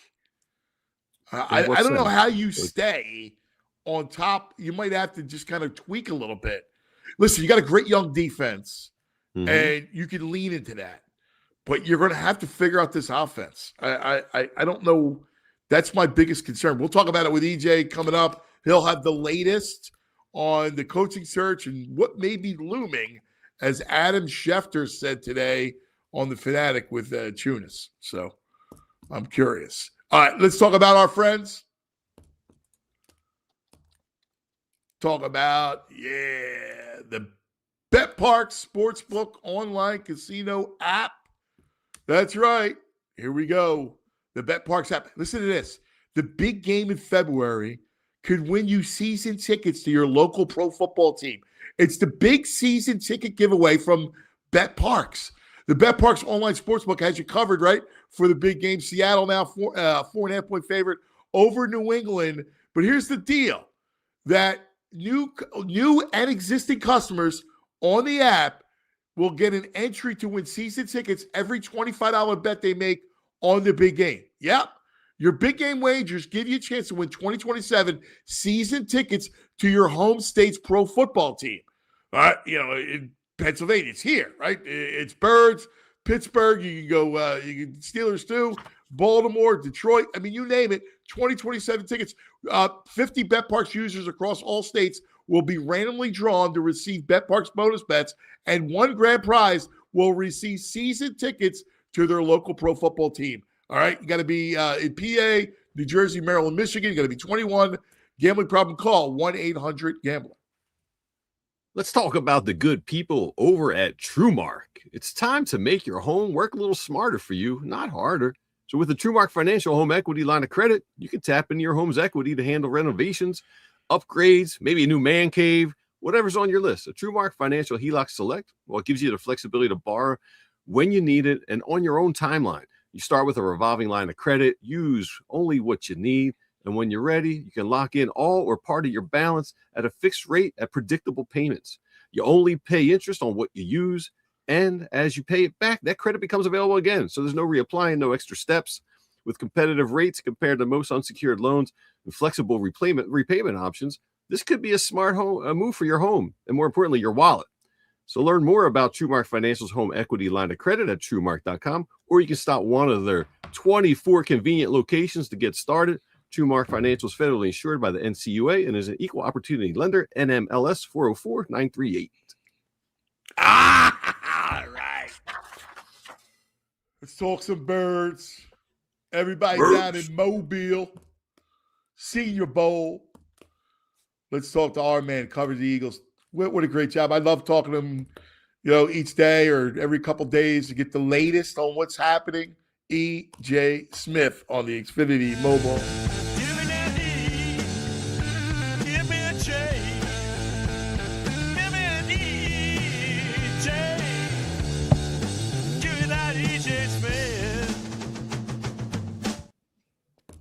Good morning, my brother. What's going on, guys? How we doing today? Yes, it's like another day. And it's like Groundhog Day, right? It really Yes. is. We're in the house every You know, day. The Eagles don't have an OC. It feels like something's looming, as we're going to talk about here.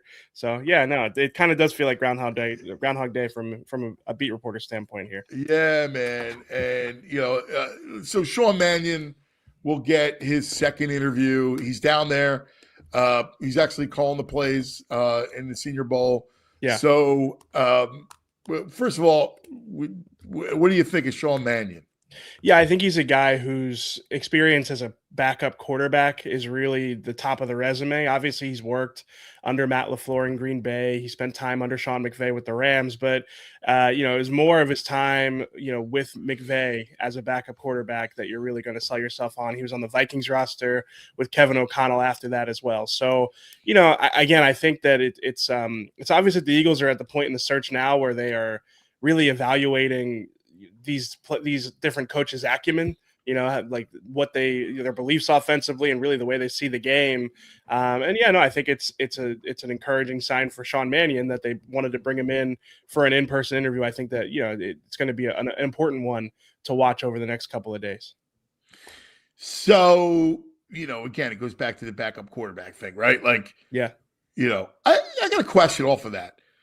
Did the Eagles ever really talk to Nick Foles about, not about the OC job, but coming in and being a part of the staff?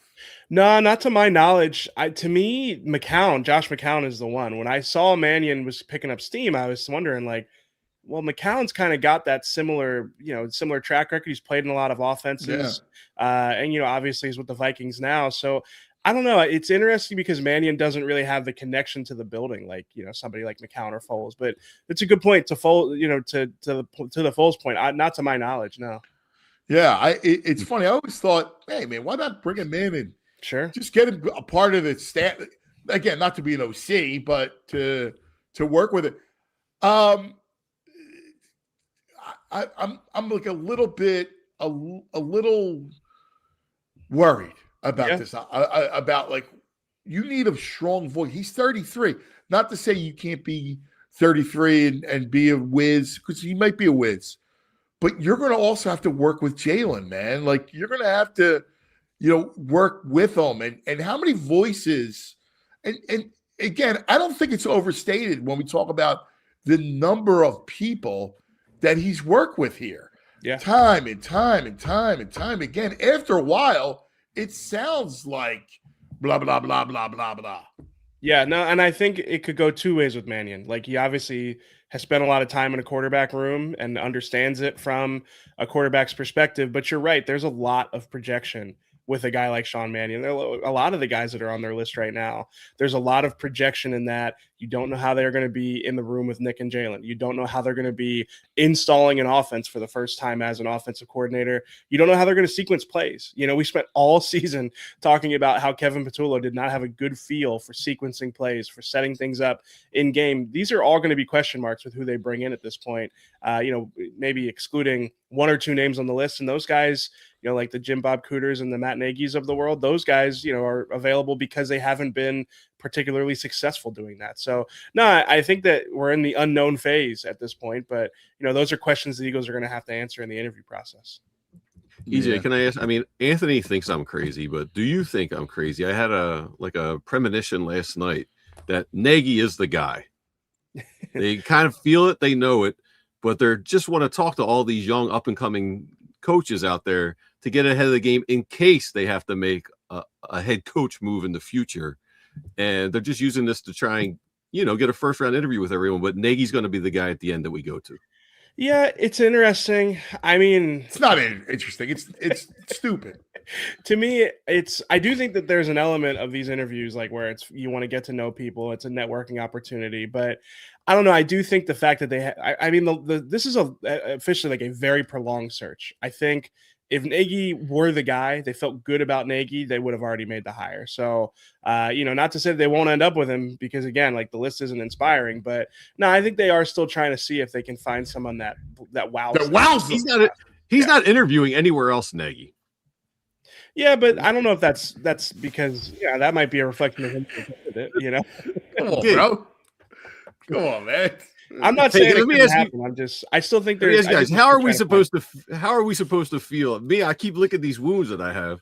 Declan Doyle says he's going back to the Bears. Fine. Yeah, and then he's interviewing with the Ravens. Now he's going with the Ravens. The Ravens are going to interview him. Like, come on. No, Who told you? Who told you? I'm about to say you said it, cuz you did say it. It's not Who as told not you, as VG? attractive a job. The guy sits next to me every day and doesn't listen. I No, try to you were tell like, him of every course day, he's going "Oh, back. let Of course me- he's going let me back live to in- have let me Caleb live and one in more my year of Ben fantasy Johnson. Declan Doyle world. He's not coming here. Oh, but I can live in my fantasy world. And then he's like, oh, well, I'm licking my wounds. Yeah. Because I was Dude, I like, okay, told he's you, going you back. should have a He's going back to do wound. You one should- more year with Ben Johnson. Fine, that makes sense. But now he's going to go to the Ravens? Yeah. Yeah. Yes. Makes a lot of sense. It doesn't make sense him coming here.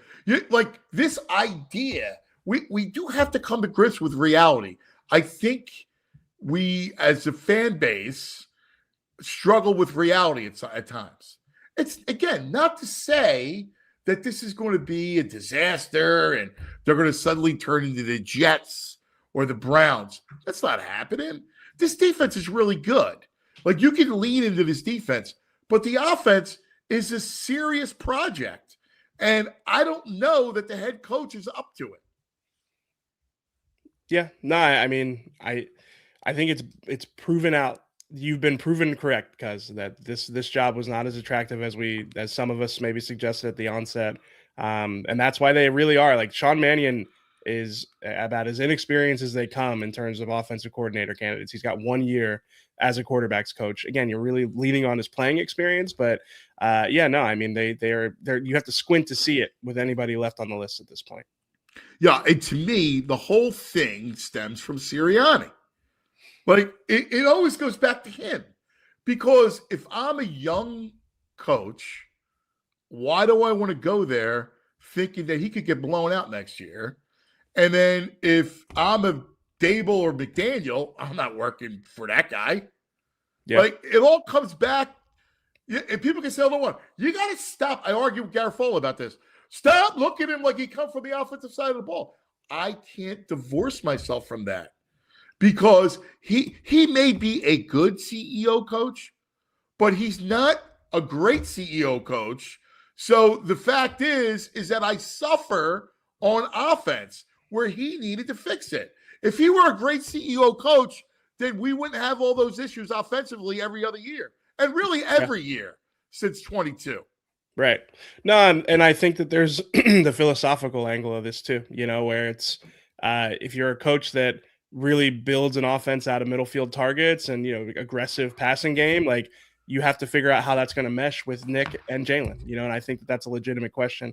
I saw something interesting yesterday, because we talk so much about wanting to, avoid, or, the finding a Vic Fangio on the offensive side, or, wanting to avoid the one and done offensive coordinator.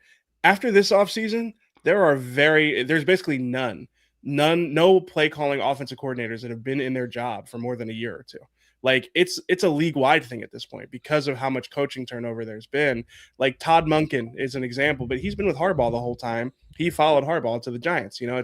It's more rare than I think we give it credit for. If you are a successful play calling offensive coordinator, it's not just with the Eagles. You're going to get a job somewhere else unless you're entrenched somewhere. So because of that, no, just looking through it yesterday, I was looking through I wish I remember who I saw it from, but I saw a chart of all the offensive coordinators and how long they had been in their jobs. And the only ones who have been at their job for more than three or 4 years, they are all non-play calling OCs. So, it's a reality that the Eagles are going to have to get used to, especially because they don't have their play caller at head coach. Yeah, and that needs to get rectified. I think that's the biggest thing that's holding back. You could talk about Hurts. You could talk about O-line. You could talk about all the number of things. Sirianni holds them back. I just really believe in the way the structure is, and it is what it is. Yeah, he would, if he were here, he'd say that they won a lot of games, they've been successful, and that he brings other things to the table. But I hear you. I think that where they find themselves with this OC search, it is a reflection of the organization. Hey, listen, coach, the quarterback, everything. I go, listen, dude, you won a lot of games thanks to Howie Roseman's roster and Right. thanks to Vic Fangio. But listen, good job. I mean, you weren't a complete passenger. I get it. Like, he did a lot of good things. And again, I'm just saying he's not Lombardi, all right? And he's still right the now, reigning Super Bowl winning coach right now. Stop. I don't want to hear about the reigning this, reigning A that. couple more days of that. Yeah. You watched it. Yeah, all right? we got You lived it. I don't want to hear. Stop. All right. This is the big deal brought to us by Wawa, the Eagles' State of the Birds. Now, Adam Schefter, you brought this to my attention. Yeah. Adam Schefter was on with Tunis this morning on The Fanatic. Mm-hmm. And my old friend Shefty, that I brought him to that station, but we'll leave it at that. He said that the OC move is not the biggest thing that could hit the Eagles. That something bigger could happen next week. Yeah, no, he what said might that be? I mean, your mind goes all kinds of ways when you hear that as a reporter, right? I mean, you just start texting everybody. You're asking stupid questions. You don't like to ask. Well, listen, sometimes stupid questions are the questions you need to ask. I don't know. I mean, I can't tell you for certain what it is. I don't think it's Lane retiring. I've seen a lot of that. I don't think it's Lane retiring. I don't think that. I'm not saying that Lane is coming back. I just don't think he's made that decision yet. I would be shocked if he makes that decision now. Exactly. Like, never make a decision like that in January. That's something that you got to sleep on. You got to wait until June to figure that out. Yeah. No, especially the way that the season ended for him. It was a deflating end of the season. I'm sure emotions ran high, but now he's got a wedding this offseason. I'm sure it's going to be some time before he makes that decision. So I don't think that's it. I mean, again, like you go to the extremes, like is somebody getting traded? Is there going to be a staff thing? I think AJ is probably the one that's most likely, in the sense of it wouldn't be all that surprising. Obviously they'd have to wait until the league year turns over to actually trade AJ. But we've seen examples in the past where teams have come to agreements and then the trade goes through in March. So that would be my guess. Again, it's kind of fun to think about. Maybe fun is it's interesting to think through some of the bigger ones. Oh my God, I don't think it's much fun. But no, I do think that AJ is probably the one that's the one that would make the most sense. That would also categorize as bigger than the offensive coordinator there. Let's fix the offense by trading AJ Brown and hiring Sean Mannion, 33-year-old, inexperienced, no play calling experience. Oh man. I don't know, bro. That can't be how it goes. I don't know. I mean, Howie's smarter than that. Yeah. I mean, listen, I trust Howie. That makes me. I do agree with that.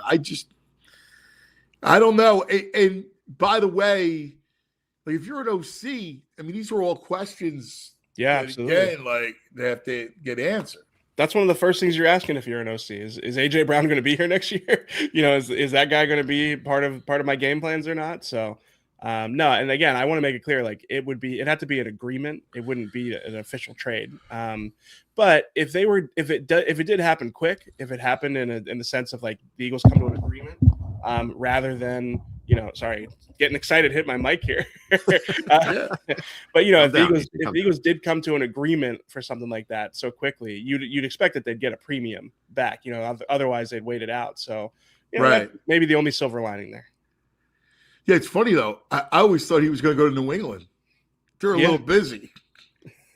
Yeah, but I don't think they're working on trade deals right now. I can't imagine it's an AJ trade. The one that I like for a potential AJ trade is the Chiefs have the 9th pick.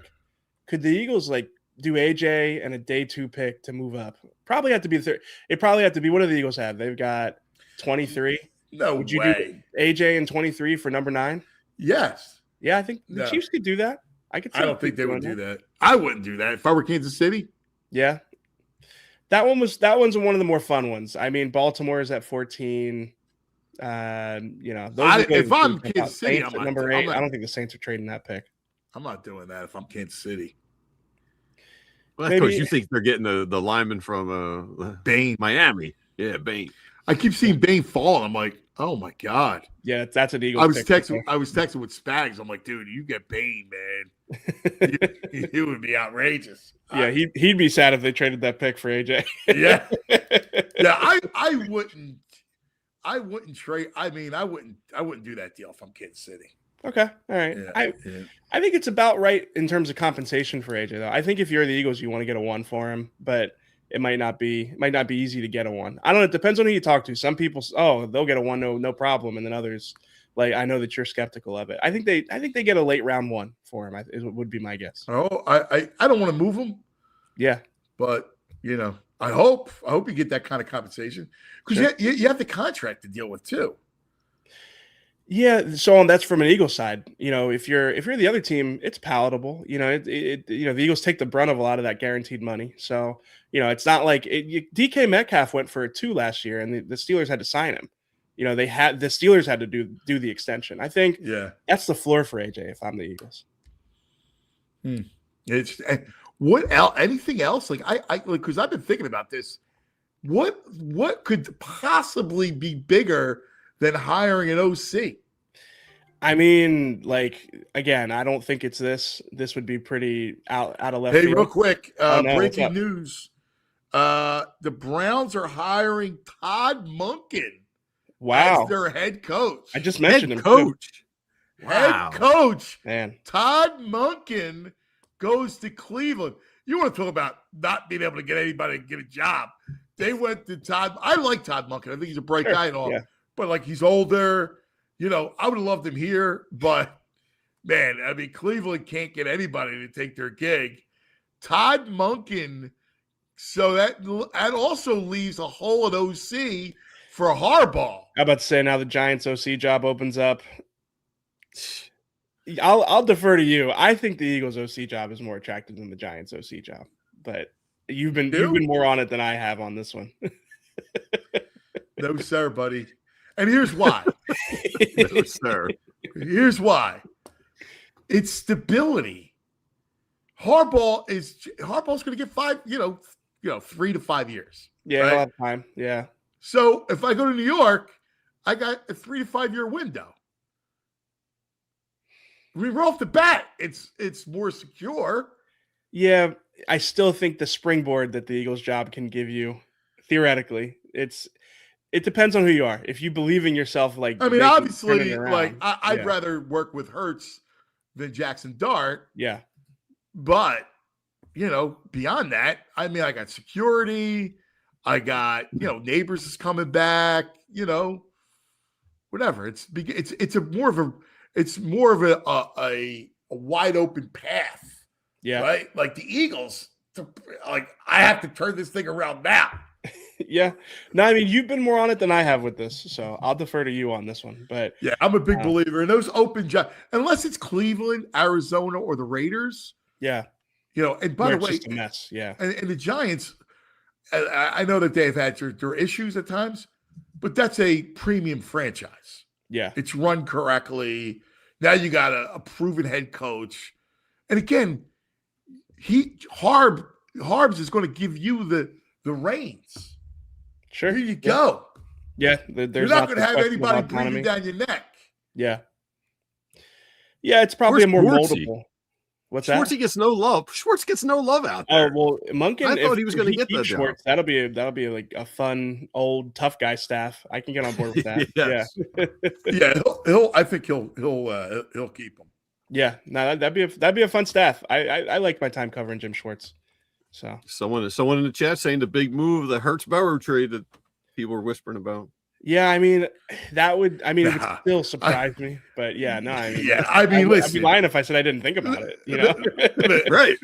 Yeah. Listen, I had a conversation, right, and it was somebody in the league who just brought it up to me in conjecture, like, "Hey, this is what I would do. Like, we should explore something like this." That's all. Everybody freaked out over it. It was just talk. Guys do that. Like, hey, yeah, I can see Burrow needing a change of scenery. Maybe Jalen needs to change the scenery. Whatever. And that's kind of how it started in that kind of conversation. That's what I brought it up to you. Yeah. But there was I context around it. Nobody actually watches the clip for the context. Yeah. They just see it and go, it's not a report.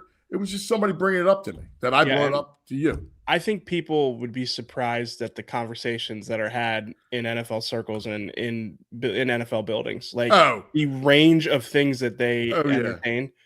Fans would be so beside themselves not to entertain it, but this is how they have to think, because Howie talks about it. Like, he makes calls to see who's available, guys who will never be available, because the one time that you get the phone call and it's like, yeah, sure, we'll trade you one of the best players in the NFL, like the Micah Parsons deal last year. You have to make those calls. So no, I mean, again, I think and there's agents that are smoothing things. Like, what people don't understand is like the agents are very powerful, right? So the agents go, hey man, he's like unhappy here. Yeah. Like he's looking for something else. Right. Oh yeah.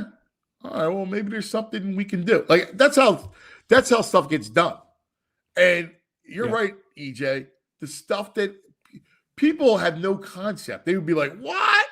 All the stuff that's being whispered, all the games between the agents and the front office people that are trying to put out agendas and slants. Like, the media gets used left and right and as always gets killed as the messenger.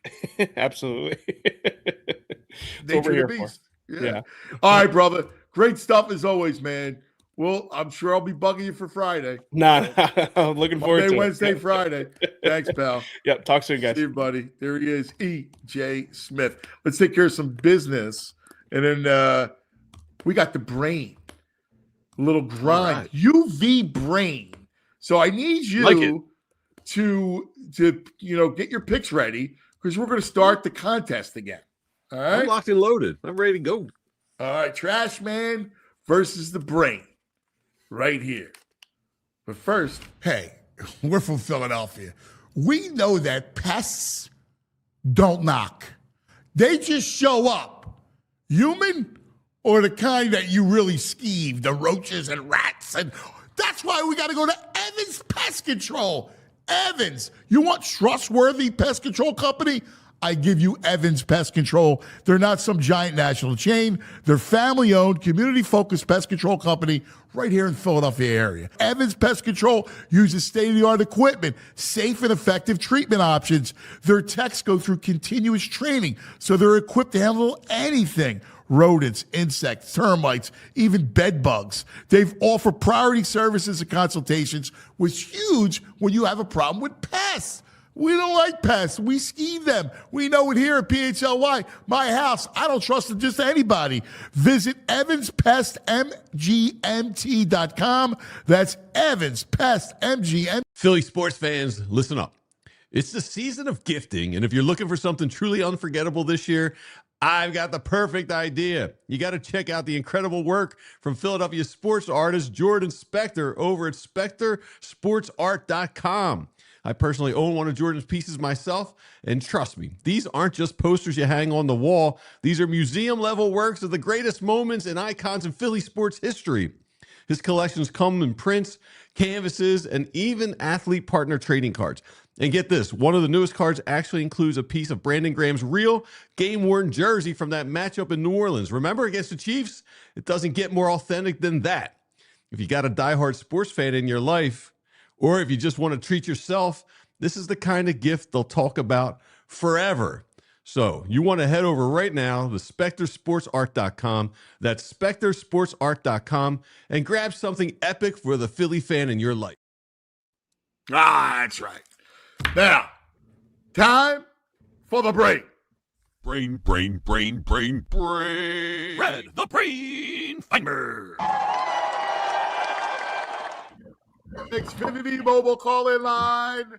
The brain versus the Trash Man 2.0. We're gonna get this going again. But first, we always cover all the sports with you. Yep. And you and I were texting about last night. How in the world? What's that noise? I don't know where that's coming from. Turn my mic off. I don't hear anything. Yeah, I think it was VG. Oh. I don't know. Brain. Belichick. How is he not a first ballot Hall of Famer? You know, it's funny. Usually I'm like, I think sometimes these Hall of Fame people are too lenient with people who get in. That to me, again, I know they're not going to do it. But to me, the ultimate comeuppance for that would be, if that was made public, these people would be humiliated. They would lose their, they would be humiliated. Come out and have the guts to say why you voted against them. That's what, to me, it's so off the charts crazy. I thought it was a joke. I actually, there's one thing in my life, if you guys could ever guess this, I'd be impressed. One thing in my life, when I saw it, I thought was like a joke, and I didn't believe it, and then I saw it was true. The only thing I could compare it to ever. Mike Tyson losing the Buster Douglas. That was a book. You know what? You're right about that. You know what? There have been three. Anthony's smart, man. But when Luka Doncic got traded for Anthony Davis, I kept saying, "Oh yeah, 24-year-old guy for 33-year-old guy." There's a 0% chance that's a trade you'd get on. back in the day on the talk shows, Anthony, when people call you up. I think the Sixers should trade for Michael Jordan. What about Jordan Henderson and 2 number ones? It's like, to me, that was so just ridiculous. Bill Belichick not getting in. I didn't believe it. And I kept going every single thing. I'm like, I know it's a high threshold, 80%, but I didn't think that you could find one unless there's clearly, again, I always say, show your work. Go ahead. Show it. Bring it. You show me how you did not vote this guy other than like some kind of petty jealousy where you just don't like the guy or you were jealous of his success. I just wish there was a way to find out who did it. First of all, I disagree with the baseball voters who didn't vote in Bonds and Clemens, right? So do I. It's so ridiculous. It's stupid. Like, they were Hall of Famers. Like, stop. But now you give me Spygate versus steroids? Come on. It's so dumb. I just, again, I wish there was someone who could get to the bottom of this. Now, I'll tell you what. Did you see the whole Bill Polian thing, guys? Yeah. It was reported what he did. And then did you see his first reaction was, I can't recall if I voted for him. First he said he did vote for him. Then he said, well, I can't recall if I did or not. And then he goes, get the heck out of here. This is the one, man. There's lies, and then there's big lies. Bill, I want you exposed like the way a newborn baby's exposed when they come out of the womb. I want you exposed for freaking lying your you-know-what off. I know. Stop, that. Bill. Yeah. At least own it. If you did at least own it, right? If you felt that strongly about it, be a man. But like, you know what? You may all disagree with me, but this is why I feel. Right. Yeah. Right. If guys you a say cheater. You're a cheater. Tell you you're a cheater. Don't be high. Don't hide. Did you remember the movie with Rodney Dangerfield? He's like in Back to School. The guy, Sam Kinnison's like, say it. You remember that? It's like that's what you should be like. You should say it if you feel it. And at least I may not agree with you, but I respect you for not. Yeah, like dribbling into a corner and hiding behind your thing and lying your you-know-what off. Exactly. Hey, we're in OT overtime.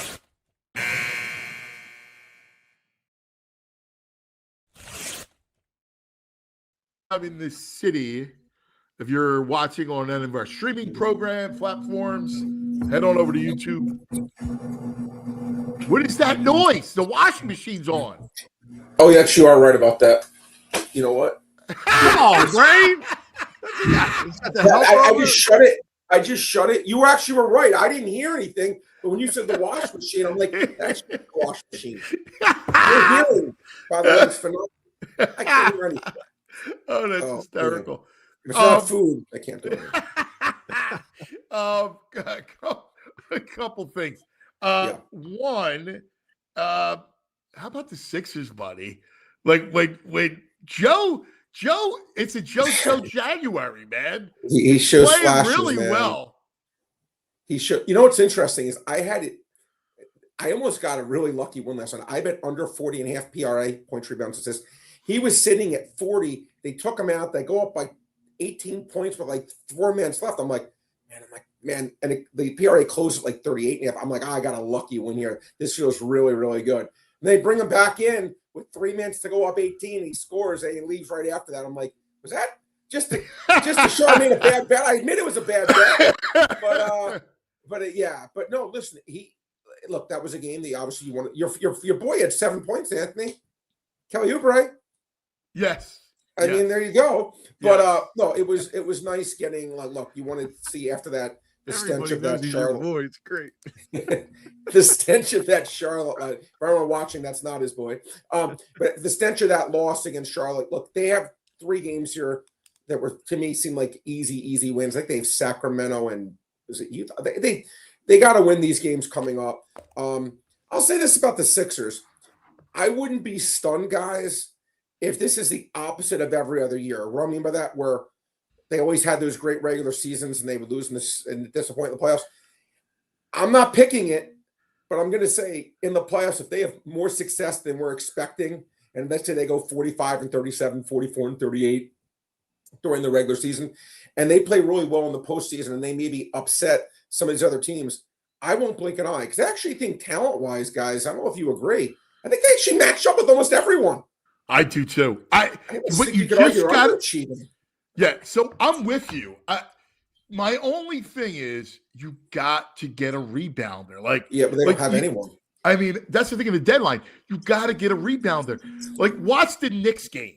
Like, the Knicks game told you. Like, they're better than the Knicks. But the Knicks' second chance points, third quarter is a disaster. But they lived off the glass. And the Knicks are a type of team that hunt rebounds and hunt loose balls. You got to get somebody else in there that can board. If you really want to take a shot at this thing, you need somebody that can hunt boards. Yeah, I'm not sure who would potentially be like one of the better guys. Like, by the way, Anthony, to your point, the Sixers are 25th out of 30 teams in allowing rebounds. Okay, opponent rebounds, they're right towards the bottom. So you're Washington, New Orleans, Dallas, not exactly a who's who of good NBA teams. So to your point, I think it makes sense what you're saying. That would be something that would really help them. But the question is, I don't really know. Let me ask you a question. This just came to me just like literally this exact second. What would the cost be? And would you take? I would actually take the chance depending on the cost, because I realize what it is to go for Anthony Davis. The cost cannot. The problem. 7 number ones and Brandon Ingram and Josh Hart. It's going to be no. It has to. The price has to have gone down a zillion, right? Like I'm just saying. The price has to have gone down so much, right? That maybe I still don't think they pair have him, and then you'd have it would give you a rebounder and a stud defender, a guy who could score 25. Oh no, dude!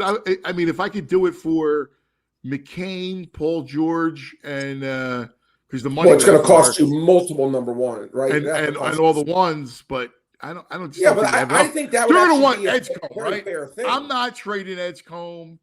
No, not that. No, I'm saying, would you do McCain, George for salary, and let's say 2 number ones? Yes. Okay. I mean, I don't think that's that crazy. I think the first number one they can trade is like 2030, though, isn't it? Yeah, but you know what? They may not even mind that, Dallas, because they may say, they're running a franchise, right, guys? So they're saying to themselves, 2027 first round pick for the Sixers. That's probably not even helping us. Take the 2030. I'd rather have the 2030. By that time, Embiid's maybe retired or Davis is certainly off the team. And okay, they'll have this good backcourt still, but who knows how they'll be in 2030. I don't think that's necessarily a deal killer. I don't know. Just food for thought. I mean, I would do anything like that because he sweeps glass, right? And, I mean, he's exactly protects the rim. He's actually what they would need. Ironically, I know. That's exactly what they would need. Him and Embiid side by side. Wow. I'll go as far to say, to me, they would catapult, in my opinion, if they were able to just do Paul George and let's just say basically that being the premise of the deal, I would easily put them number one in the East. And the way OKC is struggling, How can you say if Embiid is actually healthy come playoff time that this team really couldn't potentially win it all? That's actually what I'm thinking about. I'm talking myself into it. Now, if they're like, you have to give us, if they're living in La La Land where they think they're going to get this crazy deal for the guy who's obviously now past his prime, injured, they're not going to get what these crazy 8 first-round picks for him, which I'm sure the market's going to show. Yeah. But if they're going to like accept this is, the old thing in Trading Places with Dan Aykroyd with his watch. In Philadelphia, it's worth $50. Today, Anthony Davis, this is what he's worth, right? He's not worth what the Luka Doncic traded. You screwed up. Accept it. Move on. Yeah. Yeah, of course. I mean, when I'll do it in a second. Yeah. A heartbeat. I don't know. I'm curious what the asking price would be. I mean, because that would be such a hard pill for them to organizationally swallow, admitting they made. That's like you could see the next headline in the Dallas Morning News or DLLS, our sister station. It would be, "This is what you got for Lucas Doncic." Listen, Jared McCain. It's you'd almost rather have John McCain right now, but no, he actually he's playing a couple good games, which made me which makes me happy to. Look, I actually think if he can play like he's played these last few games like that, actually, because last year he really did play well, guys. I know. Last year he did. He did. It's not what they need. I know he's not what they need. I know he's not what they need. It's redundant. You've talked about that even when he was playing well, and you're obviously correct.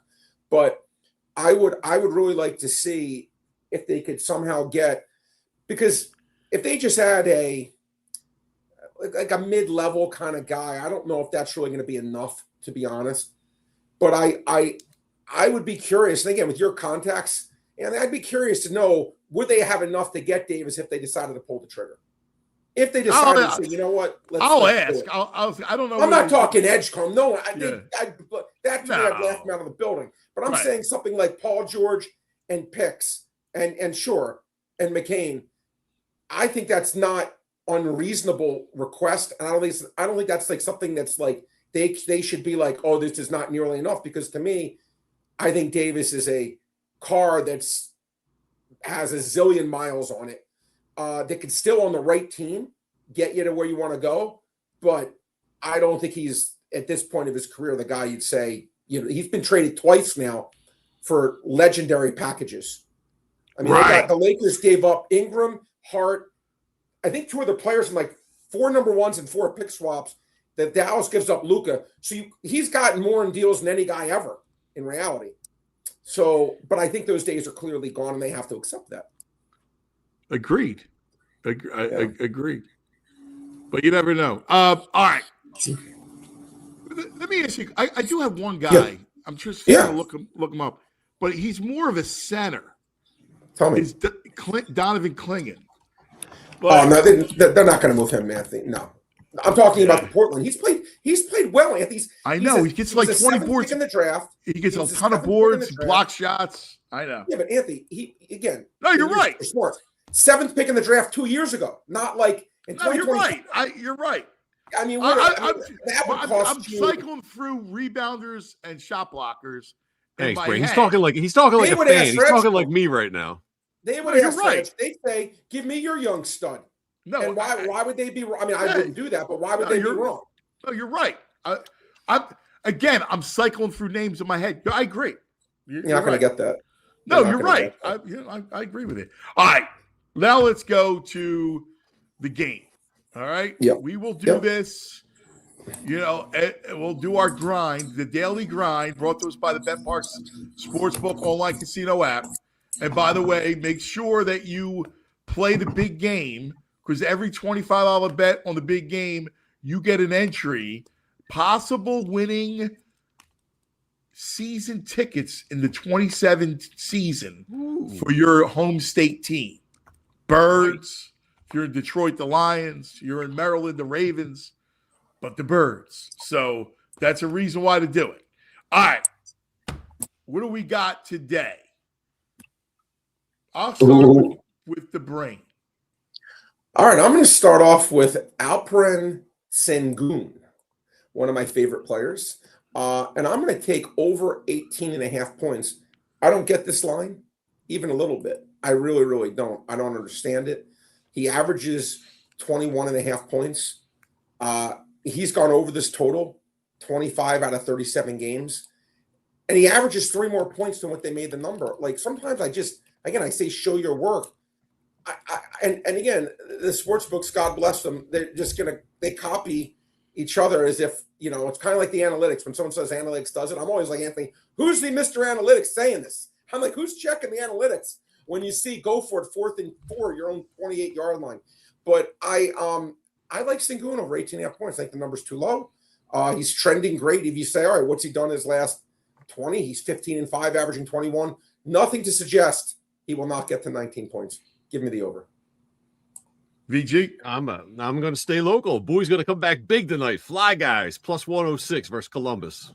Dude, I love that pick. I think they come back. I was going to say this. I was going to say this to the brain. I love the Flyers tonight. Yep. Flyers they pump in 5 goals tonight. After that mess they threw out there, yep, they come back tonight. Yep. Yeah, well, I mean, the Flyers, yeah. I mean, it's obviously a situation, but it's on the road. The Islanders game was disappointing. I mean, they had that amazing win. Over Colorado. You're like, oh my God. And they beat the Golden Knights. They had like a couple great, they beat the 2-2, and then they lost a tough one to Utah. Has actually been good. But then the Islanders game. But you know what, Anthony? That's what it's funny. I'm really glad you just said that, because that to me is what sports is about. Like we talked about, what separates Nick Foles from Tom Brady, other than 6 less Super Bowls, is consistency. Nick Foles on his best day showed he could go toe-to-toe with him on his best day. But it's the consistency that is why you're a great athlete or you're a great team. And a team like the Flyers, to me, are the definition of that. They go from beating these great teams looking like world beaters, and then they play an Islanders team at home, and they just get utterly embarrassed. It's the arc of the rebuild, is what it is. Yeah, hey, we have a big meeting coming up, so we got to move real quick. Any more plays, Brain? I do. I'm going to give you 2 more. Quentin Post, right? Who the heck's Quentin Post? He's on the Golden State Warriors. Made his over under 10.5. Makes no sense. 31-17 of that under. He's not even starting right now. I love that under. I would have made that total closer to 7.5. Don't get that at all. And I'll give you one more. I know VJs, but Sam Merrill, Cleveland Cavaliers, over 11.5 points, opened at 10.5, still like it at 11.5. He's averaging 14. He's 17-7 to this over. I would have made it 13.5, not 11.5. The Daily Grind. All right, VG, real quick. College hoops, Lehigh minus 2.5 versus Army, and West Georgia versus Bellarmine. West Georgia's getting plus 5.5. I didn't even heard of West Georgia. West Georgia Wolves. All right. Brain, great stuff, my brother. You're the man, buddy. I got to say one thing. Give me 1 second. I just came across my screen. I got an offer. UB40, go see them in concert. I thought of you, VG, when you're singing that song, Red Red Wine. There you go, buddy. There you go. All right, that's going to do it for us. Hey, we got to go real quick. Back in the day, thanks, Brain. Brought to us by our good friends at TrueMark Financial Credit Union. Back. We're going back. We're going back. We're going back in the day with TrueMark. Oh, yeah! It's a busy day. On January 27th, 1976, 50 years ago, the first ABA slam dunk contest, and you had Julius Erving jump from the foul line from the first time. Wow! Beating out Artis Gilmore and George Gervin. Shows you he can fly, man. He flew. Yep. It was awesome. All right, that's going to do it for us. Everybody, have a great day. We love you. We'll see you in the morning. We all silly like the mayor.